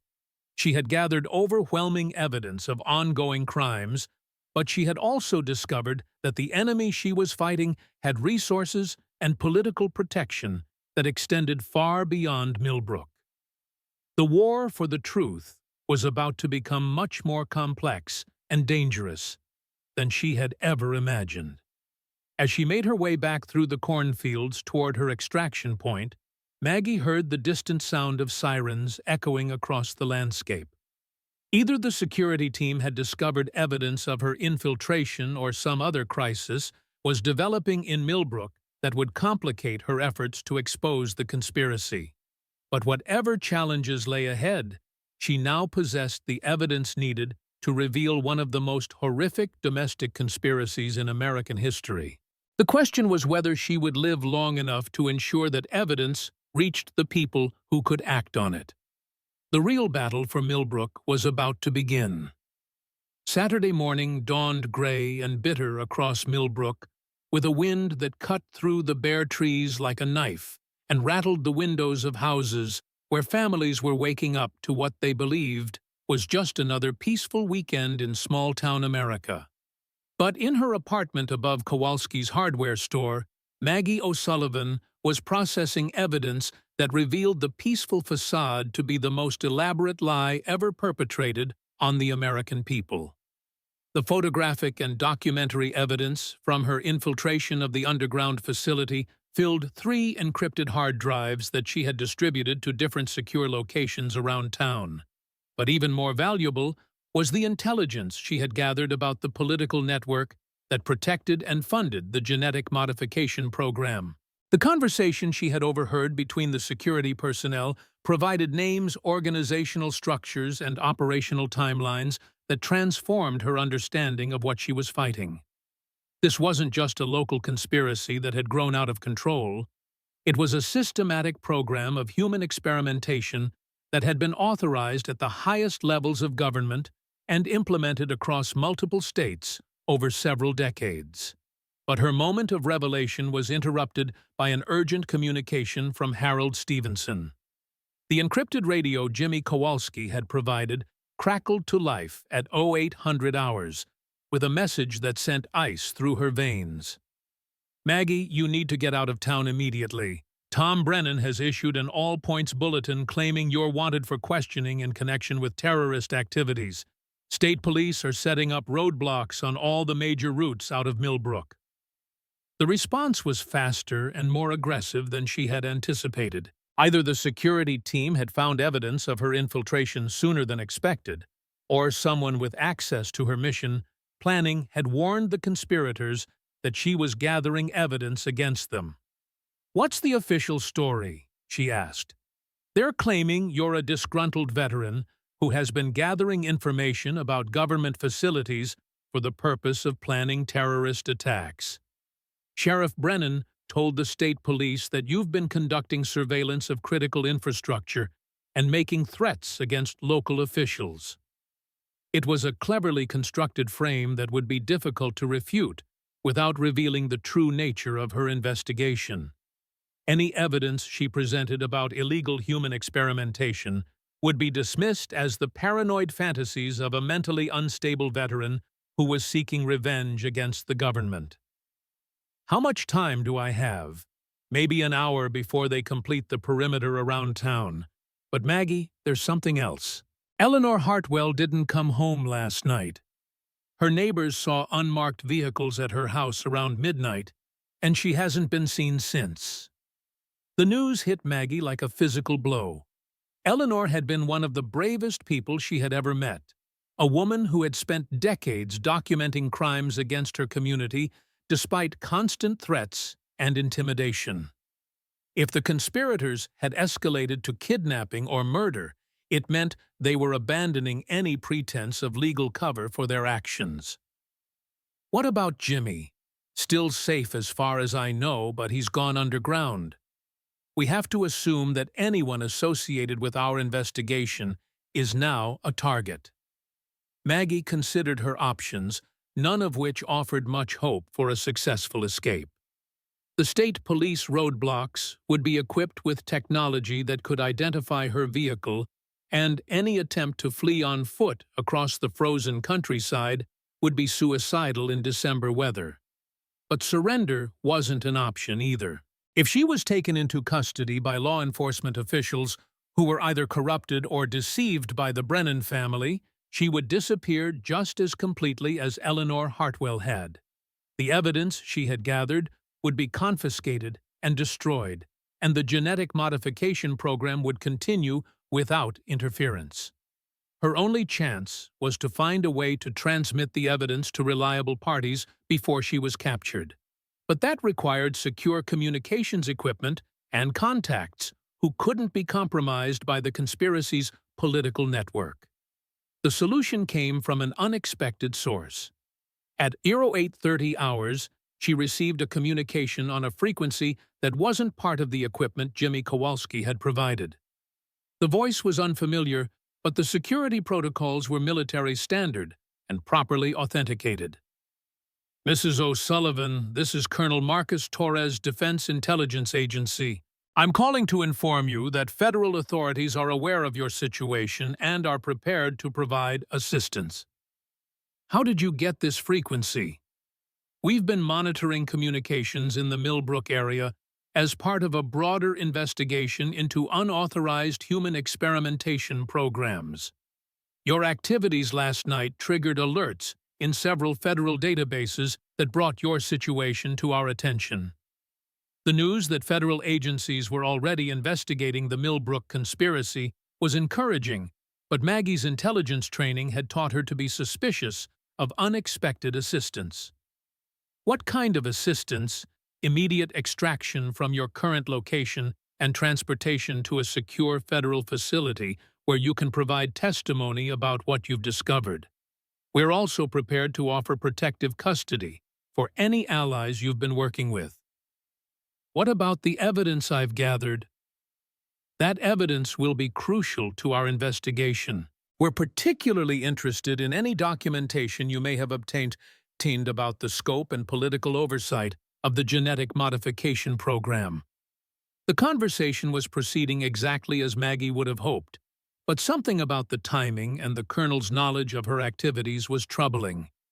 Federal investigations typically took months or years to develop, but Torres was talking as if he had been tracking her mission in real time. "Colonel, I need independent verification of your identity before I can proceed." "Of course. Contact DIA headquarters in Washington and ask for verification of Colonel Marcus Torres attached to the Counter-Proliferation Analysis Unit. My security clearance number is Delta 7 Alpha 419. Maggie used a different communication device to place the verification call, routing it through multiple encrypted relays to avoid detection by local monitoring systems. The response from DIA headquarters confirmed that Colonel Torres was a legitimate intelligence officer assigned to investigate weapons proliferation and unauthorized research programs. But the verification also revealed something that made her decision more complicated. Mrs. O'Sullivan, the DIA duty officer, explained, "Colonel Torres has been investigating reports of illegal biological research in the Midwest for the past 3 years. However, his investigation has been repeatedly obstructed by classification restrictions and jurisdictional disputes with other agencies." "What kind of restrictions?" "The programs he's investigating appear to have congressional oversight and intelligence community authorization that places them beyond the scope of normal law enforcement. His unit has been limited to gathering intelligence rather than conducting active investigations." The implication was clear. Even if Colonel Torres was legitimate and well-intentioned, his ability to take action against the Millbrook conspiracy might be severely limited by the same political protection that had allowed the program to operate for decades. Maggie had to make a decision: trust the federal authorities who might be constrained by bureaucratic limitations, or continue operating independently with the hope of finding a way to expose the conspiracy through other channels. Her decision was made for her when she heard the sound of vehicles approaching her building. Through her window, she could see 3 police cars converging on Kowalski's hardware store, along with what appeared to be federal agents in unmarked sedans.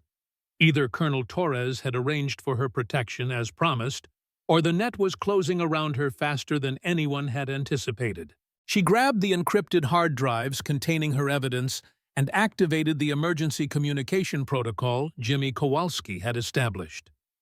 If she was captured or killed, the evidence would be automatically transmitted to a network of contacts who had committed to exposing the truth, regardless of personal consequences. The knock on her door was firm and professional, the kind of approach used by law enforcement officers who expected cooperation rather than resistance. "Mrs. O'Sullivan, this is Agent Jennifer Martinez, Federal Bureau of Investigation. We're here to provide protective custody in connection with your investigation of illegal research activities in Millbrook." The voice was professional and authoritative, but Maggie's combat experience had taught her not to trust voices from the other side of locked doors. She needed visual confirmation of identity and independent verification of the federal response. "Agent Martinez, I need to see identification and receive confirmation from Colonel Torres before I can comply." "Colonel Torres is downstairs with our tactical team. He asked me to inform you that time is critical. Local law enforcement is en route to this location with arrest warrants that would compromise your safety and the security of your evidence." The pressure to make an immediate decision was exactly what Maggie would have expected from either legitimate federal agents operating under time constraints or hostile forces attempting to force her into a vulnerable position. She decided to test their intentions. "Agent Martinez, I'm prepared to cooperate, but I need to secure additional evidence that's located elsewhere in town. Can your team provide security for a brief recovery operation?" There was a pause before the response came long enough to suggest consultation with supervisors or mission planners. "Mrs. O'Sullivan, our priority is your immediate safety. Evidence recovery can be arranged after you're in federal protective custody." It was the wrong answer. If the federal agents were legitimate, They would have been primarily interested in securing the evidence rather than extracting her from the area.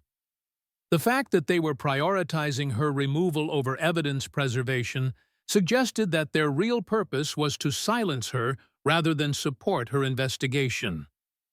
Maggie activated the final element of her emergency protocol, a dead man's switch that would trigger immediate transmission of her evidence to multiple news organizations, congressional offices, and federal agencies if she failed to deactivate it within specified time intervals. Then, she prepared for what would likely be the final battle of her military career. The building's layout offered several tactical advantages that civilian law enforcement wouldn't anticipate. As the proprietor of a hardware store, Jimmy Kowalski had installed security measures that included reinforced doors, bulletproof windows, and emergency exits that connected to the building's basement and the underground tunnel system that honeycombed central Millbrook. If she could reach the tunnel system, she might be able to evade capture long enough for the evidence transmission protocol to complete its distribution cycle. Even if she didn't survive, the truth about the genetic modification program would be revealed to parties who couldn't be silenced or intimidated. The sound of breaking glass from the store below indicated that the tactical team was beginning their assault. Maggie had perhaps 3 minutes to implement her escape plan before they reached her apartment and overwhelmed her defensive position. She gathered the essential elements of her evidence package and moved toward the emergency exit Jimmy had shown her during his security briefing. But as she opened the concealed door that led to the escape route, she found herself facing a figure she hadn't expected to encounter. Chad Brennan stood in the narrow stairway that led to the basement, but he wasn't the arrogant teenager she remembered from her chemistry class. He was dressed in military-style gear and carried himself with the disciplined alertness of a trained operative. His cold blue eyes held the kind of focused intensity that she had seen in special operations personnel who were prepared to use lethal force. "Hello, Mrs. O'Sullivan," he said quietly. "I think it's time we had that conversation I've been promising you." For the first time since her infiltration mission had begun, Maggie realized that she had seriously underestimated the sophistication of the forces she was fighting. Chad Brennan wasn't just a genetically enhanced teenager who was being groomed for future leadership. He was an active participant in the conspiracy, someone who had been trained to handle exactly the kind of threat she represented. The war for Millbrook was about to become much more personal and immediate than she had ever imagined.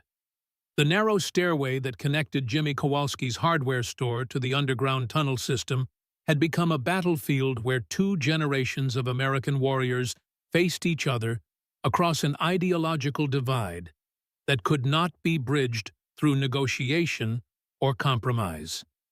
Maggie O'Sullivan, representing 22 years of honorable military service and an unshakable commitment to protecting the innocent, stood at the top of the stairs, with her hand resting on the emergency transmission device that could expose decades of government crimes. Chad Brennan, the product of genetic enhancement and a lifetime of indoctrination into a conspiracy that viewed ordinary Americans as experimental subjects, blocked her escape route with the calm confidence of someone who had been trained for this moment since childhood. "You've been very impressive, Mrs. O'Sullivan," Chad said, his voice carrying none of the teenage arrogance she remembered from the classroom. "My father and grandfather always said that Marines were the most dangerous opponents because they never knew when to quit. They were right." "Let me pass, Chad. You don't want to be part of this." "But I am part of this," he replied. "I've been part of this since before I was born. My entire genetic structure was designed to prepare me for moments like this, when the security of the program would depend on my ability to neutralize threats that conventional law enforcement couldn't handle." The tactical team was moving through the hardware store above them, their heavy footsteps and radio communications indicating a systematic search that would reach the basement level within minutes. Maggie needed to resolve this confrontation quickly if she was going to have any chance of escaping through the tunnel system. "Chad, do you understand what your family has been doing? Do you know about the people who have been killed to protect these secrets? I know that my grandfather served his country by participating in research that enhanced America's biological defense capabilities. I know that my father has continued that service by maintaining the security necessary for ongoing operations. And I know that people like you who don't understand the bigger picture have always been willing to sacrifice national security for the sake of individual comfort." It was the voice of someone who had been completely indoctrinated into a worldview that justified any atrocity in the name of national security. But Maggie could also hear something else in Chad's tone, a trace of uncertainty that suggested his conditioning might not be as complete as his handlers believed. "Chad, I've been inside the underground facility. I've seen the records of what was done to American citizens. Children, Chad. They experimented on children." For just a moment, something flickered in the young man's eyes, a trace of doubt, perhaps even horror, that suggested the human being beneath the genetic modifications was still capable of moral recognition. "Those experiments saved lives," he said, but his voice lacked the conviction it had carried moments before. "The enhancements we developed have made America stronger, more capable of defending itself against biological threats from hostile nations." "And what about the weaponization program, the plan to modify the genetic structure of entire cities without their knowledge or consent?" Chad's expression hardened again, but Maggie could see that her words were having an impact. Despite his training and conditioning, he was beginning to confront contradictions between his family's propaganda and the evidence of their actual activities. Sometimes difficult decisions have to be made by people who understand the full scope of the threats we face. The general population doesn't have access to classified intelligence about biological warfare programs in China, Russia, and North Korea. If they understood the real dangers, they would beg us to take whatever measures are necessary to protect them. By turning them into experimental subjects without their consent, by giving them enhanced capabilities that will allow them to survive threats they can't even imagine. The sound of the tactical team reaching the main floor of the hardware store indicated that their conversation was running out of time. But Maggie could see that Chad was genuinely struggling with the moral implications of what she had revealed. "Chad, what if you're wrong? What if the program isn't about protection, but about control? What if your family has been using national security as an excuse to build their own personal empire?" "That's impossible. My grandfather was a patriot who served his country for 40 years. My father has dedicated his life to continuing that service." "Your grandfather murdered American veterans who tried to expose illegal human experimentation. Your father is planning to deploy genetic modification agents on millions of innocent people. Does that sound like patriotic service to you?" The tactical team had reached the basement level and was beginning to search the storage areas that connected to the tunnel system. Maggie had perhaps 60 seconds before they discovered the concealed entrance where she and Chad were having their confrontation. But Chad's response surprised her. "If what you're saying is true," he said slowly, "if the program has gone beyond legitimate defense research into something that's actually harming innocent people, then it needs to be stopped."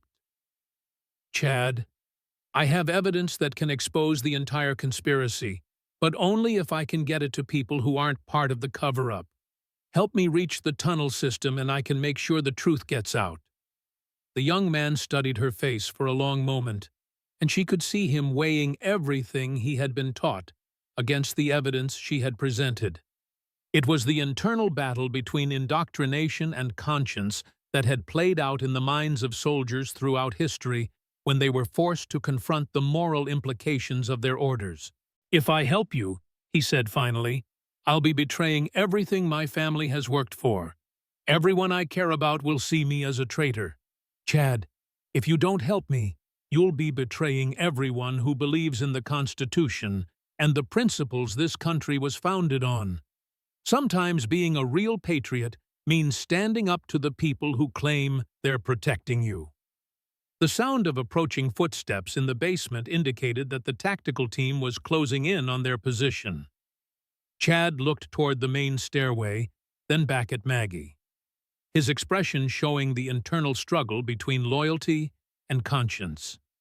Then he made his decision.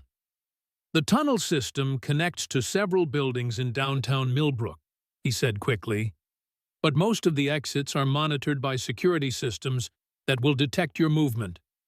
There's one route that my grandfather built as an emergency escape path that bypasses all the electronic surveillance. He pulled out a hand-drawn map that showed a complex route through underground passages that had been excavated during the original construction of the research facility. This path leads to the old Millbrook Bank building, which has been abandoned for 15 years. From there, you can reach the surface through a concealed exit in the alley behind Main Street. What about you? I'm going to stay here and convince the tactical team that you escaped through a different route. That should give you enough time to reach the bank building and transmit your evidence before they can track you down. It was a plan that would almost certainly result in Chad facing severe consequences when his deception was discovered. But the fact that he was willing to sacrifice his own safety to help expose the conspiracy suggested that his conditioning hadn't completely destroyed his capacity for moral reasoning. Chad, when this is over, when the truth comes out, you're going to need protection from the people who will see you as a traitor to their cause. I can arrange for you to enter federal witness protection to start a new life away from all this. Maybe, he said. But first, we need to make sure the truth actually gets out. The tactical team was now searching the areas immediately adjacent to their concealed position. Chad gestured for Maggie to move quickly through the tunnel entrance while he prepared to misdirect the search operation. As she disappeared into the underground passage that would take her to the abandoned bank building, Maggie heard Chad calling out to the tactical team with perfectly executed deception about her escape route. His performance was so convincing that even she might have believed he was genuinely trying to help capture her. The tunnel system was more extensive than she had realized, with passages that connected not just the major buildings in downtown Millbrook, but also to natural cave systems that extended for miles in all directions. If necessary, she could use these underground routes to reach locations far outside the perimeter that law enforcement had established around the town. But her primary objective was to reach a secure transmission point where she could upload the evidence to news organizations and federal agencies that couldn't be compromised by the conspiracy's political protection. The abandoned bank building would provide the isolation and technical infrastructure she needed to complete the evidence distribution protocol. As she made her way through the underground passages, Maggie reflected on the extraordinary courage Chad Brennan had shown in deciding to help her expose the crimes his family had committed. Despite his genetic enhancements and his lifetime of conditioning, he had ultimately chosen to follow his conscience rather than his programming. It was a reminder that no matter how sophisticated the methods of control and indoctrination became, human beings retained the fundamental capacity to choose between right and wrong. The genetic modification program might be able to enhance physical and mental capabilities, but it couldn't completely erase the moral instincts that defined human nature. The abandoned bank building, when she reached it, was a monument to economic decline and political corruption. Built in 1923 during Millbrook's agricultural prosperity, it had served the community for 70 years before being closed during the banking consolidations of the 1990s. But as Maggie explored the building's basement, she discovered that it had been equipped with communication systems that were far more sophisticated than anything a small-town bank would have needed. The equipment was military-grade, designed for secure transmission of classified information over long distances. The discovery suggested that the bank building had served as a communication hub for the underground research facility, a place where information could be transmitted to and from the various agencies that were involved in overseeing the genetic modification program. But the same equipment that had been used to coordinate illegal human experimentation could now be used to expose those crimes to the world. Maggie activated the transmission protocol that would distribute her evidence to more than 50 different recipients, including major news organizations, congressional investigators, and federal agencies that weren't compromised by the conspiracy. The process would take approximately 30 minutes to complete, during which she would need to maintain security around the transmission site. As the upload process began, she heard the sound of vehicles approaching the bank building. The tactical team had either discovered Chad's deception more quickly than expected, or they had identified the bank building through other intelligence sources. Either way, she now faced the prospect of defending her position for 30 minutes against opponents who possessed overwhelming advantages in numbers equipment and local knowledge. But Margaret O'Sullivan was a Marine trained to hold defensive positions against superior enemy forces. If this was going to be her final battle, she would ensure that it was worthy of the uniform she had worn with honor for 22 years. The war for the truth about Millbrook was entering its final phase, and the outcome would determine whether the American people learned about one of the most horrific domestic conspiracies in their nation's history. As she prepared her defensive positions and monitored the progress of the evidence transmission, Maggie allowed herself to hope that her mission would succeed, that the truth would be revealed, and that justice would finally come to the victims of decades of illegal human experimentation. The sounds of the tactical team positioning themselves around the bank building indicated that the final confrontation was about to begin. But whatever happened in the next 30 minutes, Maggie knew that she had fulfilled her duty as a Marine and as an American citizen. The rest was up to the American people and their elected representatives to decide what to do with the truth she had risked everything to reveal. The abandoned Millbrook Bank stood like a fortress of forgotten dreams on Main Street, its limestone facade bearing the carved inscription, "Founded on trust, built on honor," words that had become a bitter irony in a town where trust had been betrayed and honor sacrificed for the sake of unspeakable secrets. Inside the building's basement, surrounded by communication equipment that had once coordinated decades of illegal human experimentation, Margaret O'Sullivan prepared for what would likely be the final battle of her life.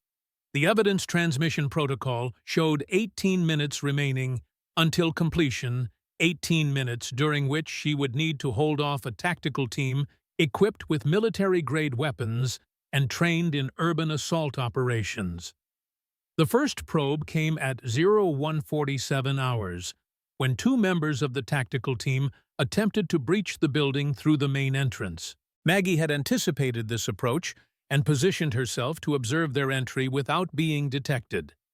The men were clearly professionals moving with the coordinated precision of special operations personnel, but they were operating in an environment they didn't fully understand, relying on floor plans rather than personal familiarity with the building's layout. At 0150 hours, the tactical team attempted to infiltrate through the underground tunnel system. Maggie had anticipated this as well, using her knowledge of the tunnel layout to establish an ambush position. The engagement was brief but decisive. Two tactical operatives entered the tunnel system, but her superior knowledge of the terrain provided a critical advantage. The transmission protocol showed 11 minutes remaining when she heard helicopter rotors approaching from multiple directions. The assault team was being reinforced by airmobile units that would completely surround the building and eliminate any possibility of escape. Control, this is Team Alpha. Target building appears secure, but we're detecting active transmission equipment in the basement level. Recommend immediate jamming of all communication frequencies. Negative, Team Alpha. Electronic warfare specialists report that interrupting the transmission could trigger automated distribution protocols. Maintain surveillance and prepare for direct action if the upload cannot be stopped through other means. The conversation confirmed what Maggie had suspected. The conspirators were more afraid of her evidence reaching the public than they were of the tactical situation she presented. They understood that once the documentation became public knowledge, no amount of political protection would prevent congressional investigations and criminal prosecutions. The transmission protocol showed 7 minutes remaining when the assault team began their final approach to the basement level. Multiple entry points were being breached simultaneously, with coordinated teams moving through the main building tunnel system and ventilation shafts. Maggie positioned herself in the vault area where the transmission equipment was located, using the reinforced construction to create a defensive position that would force the assault teams to approach through carefully prepared killing fields. The final assault began at 01:59 hours, with a coordinated breach of all entry points. Flashbang grenades and smoke canisters filled the interior spaces with chaos and confusion, while multiple teams advanced toward the basement level. The transmission protocol showed 3 minutes remaining when Colonel Hayes himself entered the vault area under a flag of truce. "Mrs. O'Sullivan," he called out, "I'm Colonel Marcus Hayes, United States Army Special Operations Command. I'm authorized to offer you full immunity from prosecution and protection under the Federal Witness Security Program in exchange for aborting the transmission and cooperating with a classified investigation."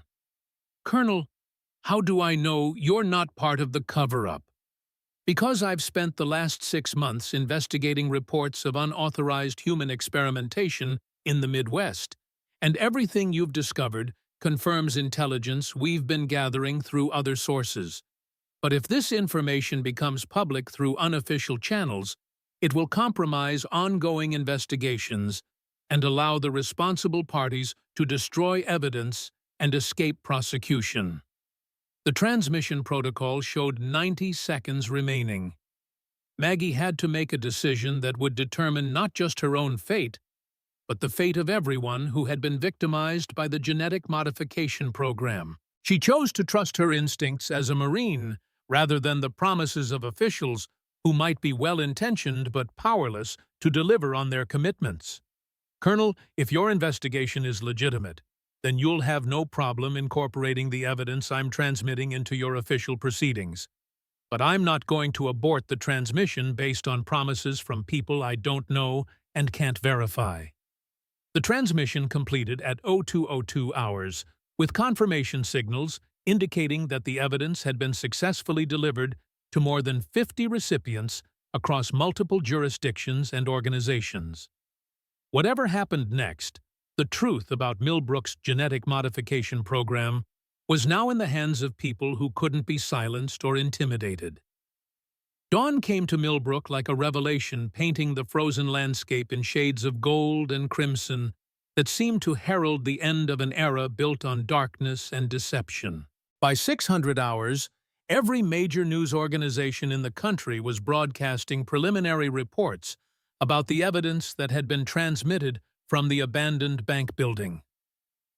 Margaret O'Sullivan sat in a federal holding facility in Indianapolis, watching the news coverage on a television provided by agents who seemed as shocked by the revelations as the general public.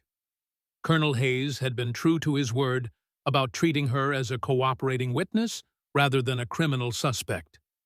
The evidence was overwhelming and undeniable. 40 years of illegal human experimentation conducted with the knowledge and approval of officials at the highest levels of government. Systematic genetic modification of American citizens without their knowledge or consent.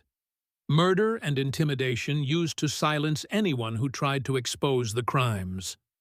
The political response was swift and devastating.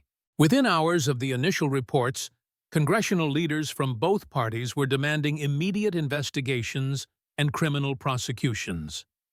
The president, facing the biggest crisis of his administration, ordered the formation of a special prosecutor's office with unlimited authority to investigate all aspects of the genetic modification program. Senator Patricia Williams, chair of the Senate Intelligence Committee, held an emergency press conference announcing that her committee had been secretly investigating reports of unauthorized human experimentation for the past year. The evidence provided by Mrs. O'Sullivan confirms our worst fears about programs that have been operating without proper oversight or authorization, Senator Williams declared. These activities represent not just violations of federal law, but crimes against humanity that demand the strongest possible response. When Sheriff Tom Brennan was arrested at his home by federal agents charged with conspiracy murder and violations of civil rights under federal law. Chad Brennan, whose decision to help Maggie escape had been documented by surveillance equipment, was taken into federal protective custody as a cooperating witness. The most significant development was the discovery of Stefan Kowalski, the Polish scientist presumed dead for 35 years.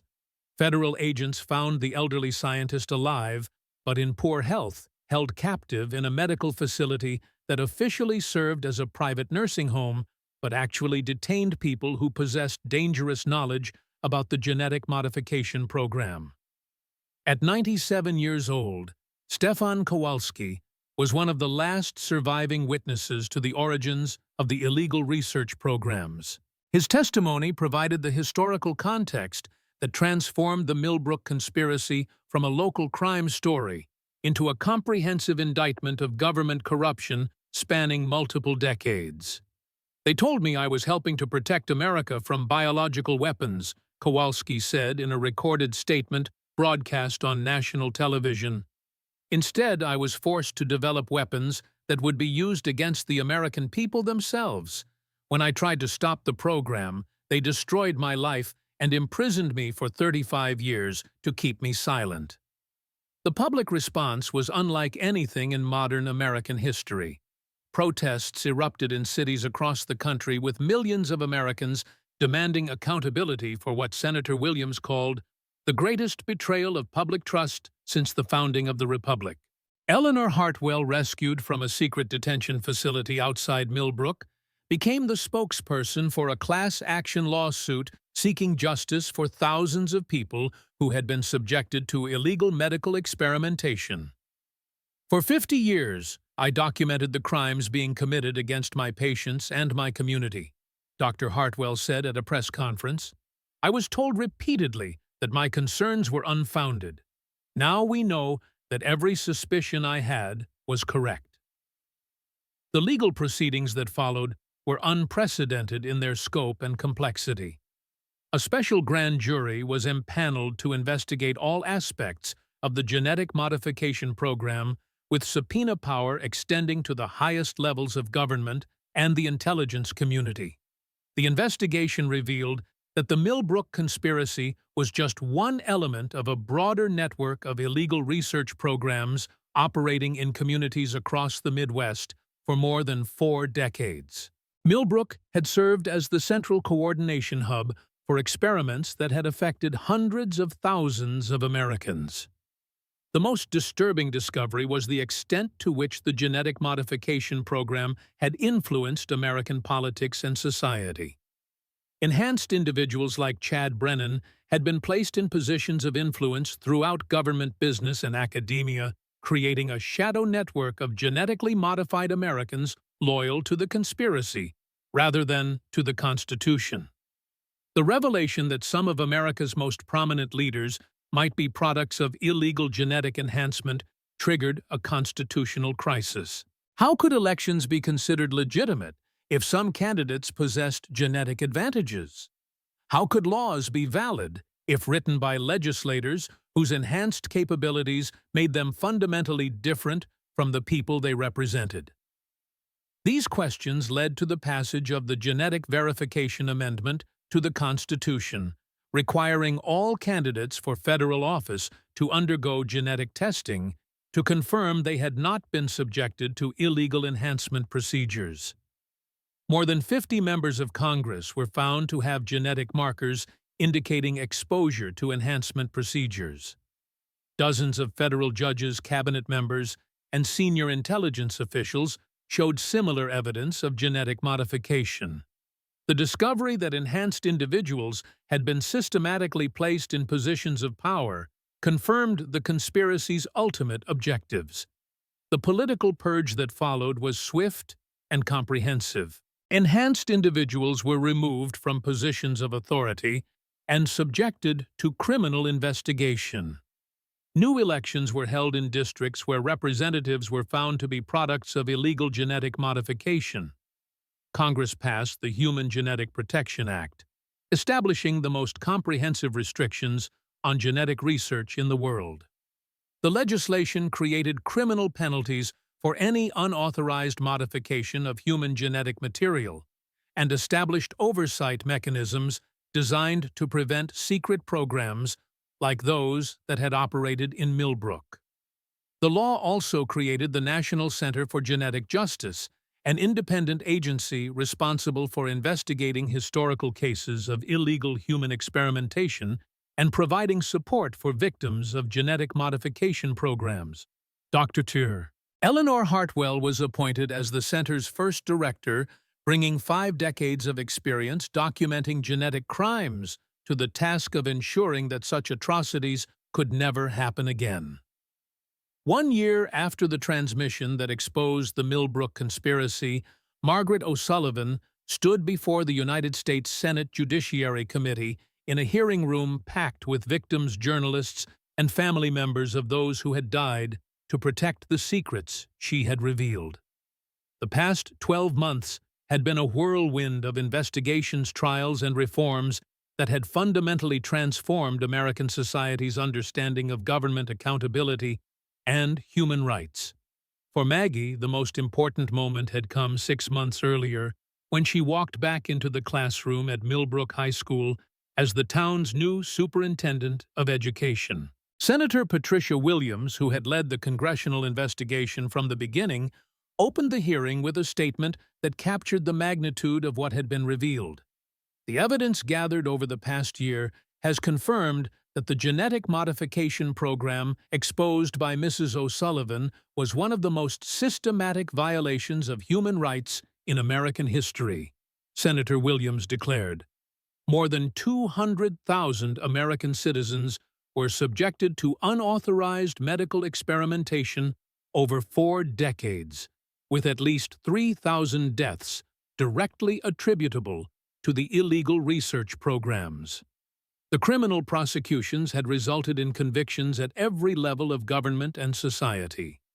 Sheriff Tom Brennan had been sentenced to life in prison without parole for his role in murdering witnesses and coordinating cover-up activities. More than 40 federal officials, including 3 former cabinet members and 12 members of Congress, had been convicted of conspiracy and civil rights violations. The most significant legal development had been the prosecution of Dr. Marcus Webb, the lead scientist who had disappeared in 1987 and was discovered living under an assumed identity in Switzerland. Webb's extradition and trial had provided the most comprehensive account of the scientific methods used in the genetic modification program. Chad Brennan's testimony provided the most compelling account of how the genetic modification program had shaped individual lives and family relationships. Now 18 years old and enrolled in college under a new identity provided by the Federal Witness Protection Program, Chad had spent the past year undergoing medical treatment to reverse some of the genetic modifications performed on him during childhood. I was raised to believe that my family were patriots protecting America from terrible threats, Chad testified. I was taught that the genetic enhancements I received were gifts that would allow me to serve my country more effectively. It wasn't until Mrs. O'Sullivan showed me the evidence that I understood I was the product of criminal activity that had destroyed thousands of lives. Chad's transformation from a genetically enhanced enforcer of the conspiracy into a young man committed to exposing the truth had been one of the most remarkable aspects of the entire investigation. His cooperation with federal authorities had provided crucial evidence about the methods used to recruit and control enhanced individuals. Dr. Stefan Kowalski, At 98 years old, was one of the last surviving scientists forced to participate in the original research programs. Despite his advanced age and health problems caused by 35 years of imprisonment, Kowalski had become one of the most effective advocates for victims of genetic experimentation. I came to America as a refugee from Nazi Germany, believing that I would find a country where human dignity was respected, Kowalski testified. Instead, I was forced to participate in programs that violated every moral principle I had learned. Kowalski's testimony was particularly powerful because of his unique perspective on the historical context of the genetic modification program. As a scientist who had witnessed Nazi medical experimentation during World War II, he could provide expert analysis of the similarities between German research in the 1940s and the programs operating in America for 4 decades. Dr. Eleanor Hartwell, whose documentation of medical anomalies in Millbrook had provided crucial evidence for the investigation, testified about ongoing efforts to identify and treat victims of genetic modification programs throughout the United States. The National Center for Genetic Justice has identified more than 50,000 individuals who show evidence of unauthorized genetic modification, Dr. Hartwell reported. Many had no idea they had been subjected to experimental procedures, and some are only now beginning to understand the health problems they have experienced throughout their lives. The comprehensive reform of oversight mechanisms for government research programs had been established through the Genetic Accountability Act, passed with overwhelming bipartisan support. The legislation established independent monitoring systems for all federal research involving human subjects and created criminal penalties for officials who authorized unauthorized experimentation. The legislation also created the Office of Research Ethics, an independent agency with authority to investigate suspected violations of research protocols and to shut down programs that posed risks to human health or civil liberties. As Maggie concluded her testimony before the Senate committee, she reflected on the journey that had brought her from a chemistry classroom in rural Indiana to the halls of Congress in Washington, D.C. When I first encountered Chad Brennan in my chemistry class, I thought I was dealing with a simple case of teenage bullying, she said. I had no idea that I was about to uncover one of the most extensive criminal conspiracies in American history. The lesson of Millbrook is that democracy requires constant vigilance from citizens who are willing to risk their personal safety to protect the rights and dignity of their fellow Americans. We cannot delegate that responsibility to our elected officials or government institutions. We must accept it as the price of freedom. 2 years had passed since the last of the criminal trials had concluded, and Millbrook, Indiana had become something unprecedented in American history. A town reborn from the ashes of its own dark secrets into a beacon of transparency, accountability, and civic engagement. Margaret O'Sullivan stood at the window of her office in the newly constructed Millbrook Educational Complex, watching students from across the country arrive for the summer session of the National Institute for Democratic Leadership. The program, established with funds from the Class Action Settlement, brought together high school students from all 50 states to study constitutional government and individual responsibilities of citizenship in a democratic society. The institute was housed in a building constructed on the site of the old underground research facility, which had been completely excavated and filled with concrete after federal investigators completed their work. The symbolism was intentional. Where secrets had once been buried, knowledge would now be shared openly with the next generation of American leaders. The most remarkable transformation had occurred in the students who called Millbrook home. The revelation that many families had been victims of illegal genetic experimentation had created a generation of young people who understood viscerally the importance of questioning authority and protecting individual rights. Cao Yang, now a senior at Millbrook High School, had become one of the most articulate advocates for government accountability in the state. His testimony before the Indiana State Legislature about the need for enhanced oversight of government research programs had been instrumental in passing some of the strongest research ethics laws in the nation. Tyler Morrison, whose father Danny had been murdered for trying to expose the genetic modification program, had chosen to follow in his father's footsteps by pursuing a career in investigative journalism. At 18, he had already published articles in national magazines about government secrecy and the importance of whistleblower protection. Chad Brennan had returned to Millbrook after completing his rehabilitation and education under federal protection. Now 20 years old and enrolled in law school, Chad had become one of the most effective advocates for victims of genetic modification programs. His decision to return to the town where his family had committed such terrible crimes had been controversial, but Chad's commitment to making amends for his family's actions had won over even the most skeptical residents.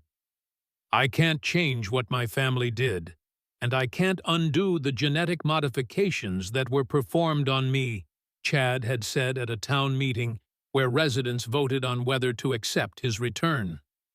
"But I can dedicate my life to making sure that the victims of these programs receive the justice and support they deserve."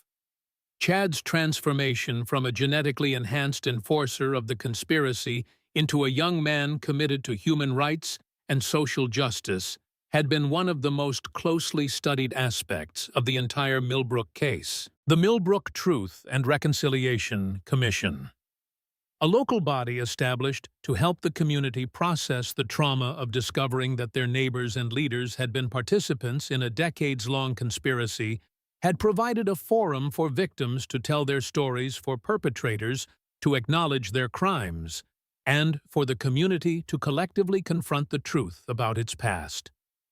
"The hardest part wasn't learning that my family were criminals," Chad had testified before the commission. "The hardest part was learning that I had been raised to be a criminal too, without even knowing it. But the commission has helped me understand that I can choose to be different, that I can use my life to repair some of the damage that was done." Dr. Eleanor Hartwell, now 70 years old and serving as director of the National Center for Genetic Justice, had returned to Millbrook to deliver the keynote address at the Institute's second annual graduation ceremony. "Millbrook has become proof that even the darkest secrets can be overcome through courage, truth, and community commitment," Dr. Hartwell told the assembled students and families. "The young people graduating from this program today will carry with them the knowledge that individual citizens have the power to hold their government accountable no matter how powerful the forces arrayed against them." Harold "Hal" Stevenson, the Vietnam veteran whose documentation of suspicious deaths in Millbrook had provided crucial early evidence for the investigation, had become the unofficial historian of the Millbrook conspiracy. Now 80 years old and using a wheelchair due to health problems caused by his exposure to experimental chemicals, Hal had become a powerful voice for government accountability. "I spent 50 years trying to get people to believe that something terrible was happening in our town," Hal said in his remarks to graduating students. "I never imagined that it would take a Marine from outside our community to finally expose the truth. But I've learned that sometimes the most important battles are fought by people who aren't even from the places they're trying to save." The Margaret O'Sullivan Scholarship had been established to bring outstanding students from across the country to study in Millbrook and learn about democratic resistance and government accountability. This year's recipients included the daughter of a whistleblower who had exposed Pentagon corruption, the son of an immigrant family who had fled political persecution, and a young woman whose grandfather had been a civil rights activist during the 1960s.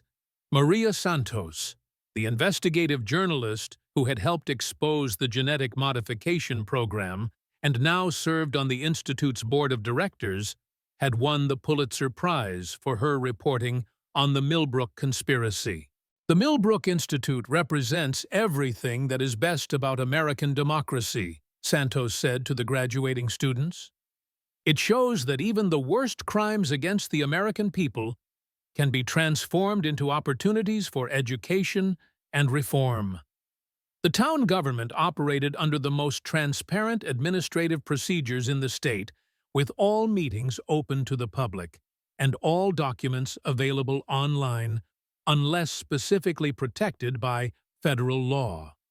The school district had implemented the most comprehensive civic education program in the country, with students required to study not just the Constitution and Bill of Rights, but also historical examples of government overreach and individual responsibilities of citizens in a democratic society.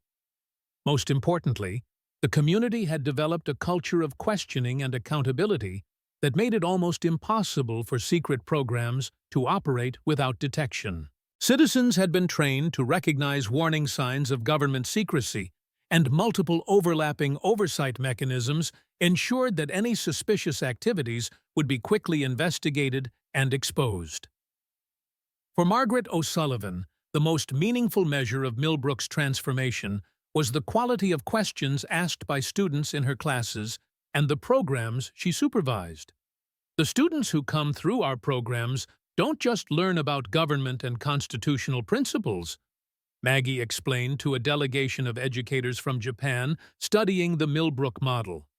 They learn to think critically about authority, to ask difficult questions about official explanations, and to recognize their personal responsibility to protect democratic institutions. Most importantly, they learn that individual courage can overcome institutional corruption, no matter how powerful or well-established that corruption might be. As the graduation ceremony concluded and families began to disperse back to their homes across the country, Maggie reflected on the journey that had brought Millbrook from the darkness of conspiracy to the light of transparency and accountability. The transformation had not been easy, and it was not yet complete. Some of the physical and psychological damage caused by the genetic modification program could never be fully repaired, and some of the trust broken by decades of deception would take generations to rebuild. But Millbrook had proved that even the most terrible secrets could be overcome, that even the most powerful conspiracies could be exposed, and that even the most damaged communities could heal and become stronger than they had been before. The town that had once been a symbol of government betrayal had become a symbol of democratic renewal, proof that the American experiment in self-government was strong enough to survive even its own worst failures. 5 years after the transmission that had changed American history, Margaret O'Sullivan, now bearing the silver stars of a Marine Corps general on her collar, stood at the podium of the United States Naval Academy, delivering the annual MacArthur Lecture on Leadership and Ethics to an audience of future military officers. The promotion to general had come as a result of a special act of Congress recognizing not just her military service, but her extraordinary contribution to exposing one of the most extensive criminal conspiracies in American history. "Ladies and gentlemen," she began, addressing the sea of young faces that represented the future of American military leadership. "When I took my oath as a second lieutenant in the Marine Corps 30 years ago, I thought I understood what it meant to defend the Constitution against all enemies, foreign and domestic. I learned in Millbrook, Indiana, that the most dangerous enemies of the Constitution are often those who claim to be protecting it. The genetic modification program that operated for 40 years in communities across America was justified by officials who said they were enhancing our national security. In reality, they were destroying the very freedoms that make America worth defending." The lecture hall was silent as Maggie described the investigation that had begun in a high school chemistry classroom and ended with the exposure of crimes against humanity committed by the United States government against its own citizens. The officers and officials who authorized these programs believed that their patriotic objectives justified any means. They convinced themselves that violating the rights of American citizens was acceptable if it served what they defined as the greater good. But the Constitution does not give us the authority to choose which rights to protect and which citizens to sacrifice. The Bill of Rights is not a menu from which we can select only the protections that are convenient for our operations. The audience of midshipmen listened with the intensity that military training instilled in young people preparing to take oaths that would bind them for life to the defense of principles they were still learning to understand. The lesson of Millbrook is that following orders is not sufficient to fulfill your obligations as military officers. You have a higher duty to the Constitution that supersedes any orders you might receive from superiors who have forgotten their own oaths. Captain Chad Brennan, now 25 years old and serving as a Marine Corps intelligence officer, was one of the most vocal advocates for the military reforms that had followed the Millbrook revelations. His decision to join the military after completing law school had surprised many people who expected him to pursue a civilian career in human rights law. "I was genetically modified to serve a conspiracy that betrayed everything the uniform represents," Chad had said at his commissioning ceremony. "Now I want to serve the Constitution and the American people in the way my family should have served them from the beginning." Chad's presence in the military had been initially controversial, but his performance during training and his commitment to transparency and accountability had won over even the most skeptical colleagues. His unique background as both a victim and a product of the genetic modification program had made him an invaluable resource for counterintelligence operations. Chad Brennan represents the possibility of redemption even for those who were created to serve corrupt purposes, Maggie told the midshipman. His choice to use his abilities in service of the Constitution rather than in service of the conspiracy that created him proves that human conscience is more powerful than genetic programming. The ongoing medical monitoring of genetic modification victims had revealed that the effects of the experimental procedures were more complex and far-reaching than originally understood. Some victims had developed enhanced capabilities that provided advantages in certain types of work, while others had suffered from health problems that only became apparent years after their exposure. Dr. Eleanor Hartwell, now 75 years old and serving as senior advisor to the National Center for Genetic Justice, had become the leading expert on the medical and social implications of inherited genetic modifications. "We are essentially dealing with a new category of American citizen," Dr. Hartwell had testified before Congress. "These individuals are Americans with the same rights and responsibilities as any other citizens, but they may possess capabilities that are fundamentally different from those of unmodified humans." The concern about genetic discrimination had led to the passage of the Genetic Equality Act, which prohibited discrimination based on genetic modifications and established protections for both victims of genetic experimentation and their descendants. The 28th Amendment to the Constitution, ratified by 3/4 of the states in record time, required all candidates for federal office to disclose any genetic modifications they had received and to undergo independent medical evaluation to confirm the accuracy of their disclosures. The implementation of the amendment had been surprisingly smooth, with most enhanced individuals choosing to be open about their status rather than risk the political and legal consequences of concealment. The transparency had led to a new era of political discourse that focused more on policy positions and character than on personal characteristics or background. The genetic modification program taught us that democracy can survive even the most sophisticated attempts to manipulate and control it, Maggie told the Naval Academy audience, but only if citizens remain vigilant and willing to challenge authority when it exceeds its legitimate bounds. The midshipmen who graduate from this academy will inherit a military that is stronger and more accountable because of the reforms that followed the Millbrook revelations. But they will also inherit the responsibility to ensure that such abuses never happen again. After the lecture, Maggie was approached by a group of first-year midshipmen who had questions about the practical application of the principles she had discussed. General O'Sullivan, one of them asked, "How do we know when an order is illegal if our superiors tell us it's necessary for national security?" You start by understanding that the Constitution is the highest law of the land, superior to any order you might receive from any human authority, she replied. If an order requires you to violate the constitutional rights of American citizens, it is illegal regardless of who gives it or what justification is offered. But more importantly, you develop the moral courage to ask difficult questions and to seek independent confirmation when something doesn't feel right.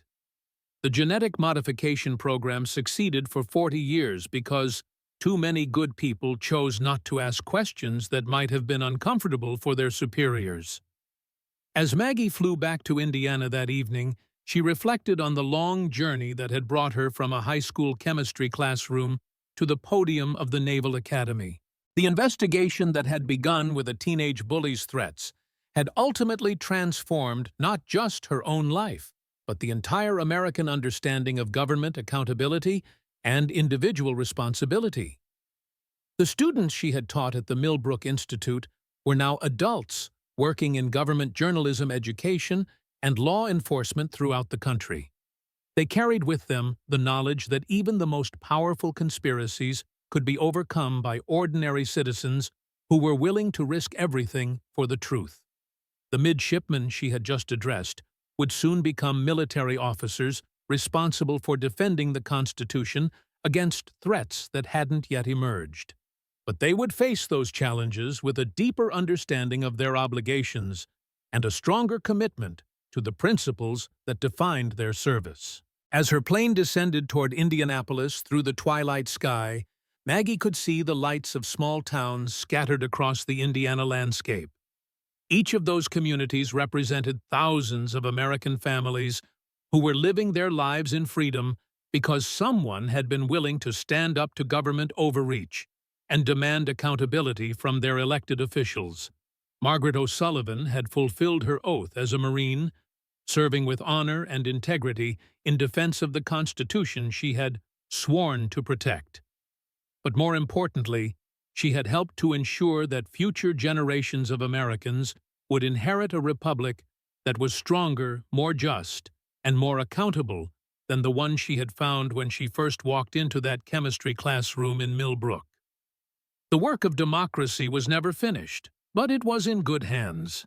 The students she had taught, the officers she had influenced, and the citizens who had been inspired by the Millbrook story would carry forward the eternal struggle between power and accountability, between secrecy and transparency, between the abuse of authority and the courage of ordinary people to demand justice. In the end, that was the most important lesson of Millbrook, that democracy was not a system of government, but a way of life, requiring the active participation of citizens who understood that freedom was not free but earned anew by each generation through their willingness to defend it against all enemies, foreign and domestic. In the end, Margaret O'Sullivan did what Marines are trained to do. She held the line. What began as a simple chemistry lesson in small-town Indiana became a revelation that shook the foundations of American democracy. The cost was everything she thought she knew about the country she'd served for 22 years. The gain was something far more precious, the truth. Millbrook lost its innocence, but found its soul. Families discovered they were victims, but learned they were also survivors. A conspiracy that had operated in the shadows for 4 decades was finally dragged into the light, where lies cannot long endure.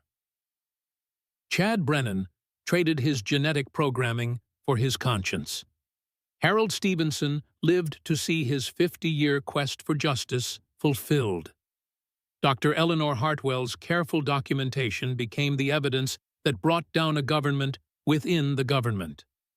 But perhaps the greatest victory was this: a generation of students who now understand that democracy is not a spectator sport, that freedom requires vigilance, that sometimes the most important battles are fought not on foreign battlefields but in the quiet classrooms and small towns where American character is forged. The question isn't whether another Millbrook exists somewhere in America today. The question is whether there's another Margaret O'Sullivan, another ordinary citizen willing to risk everything for an extraordinary truth. What would you do if you discovered the unthinkable in your own community?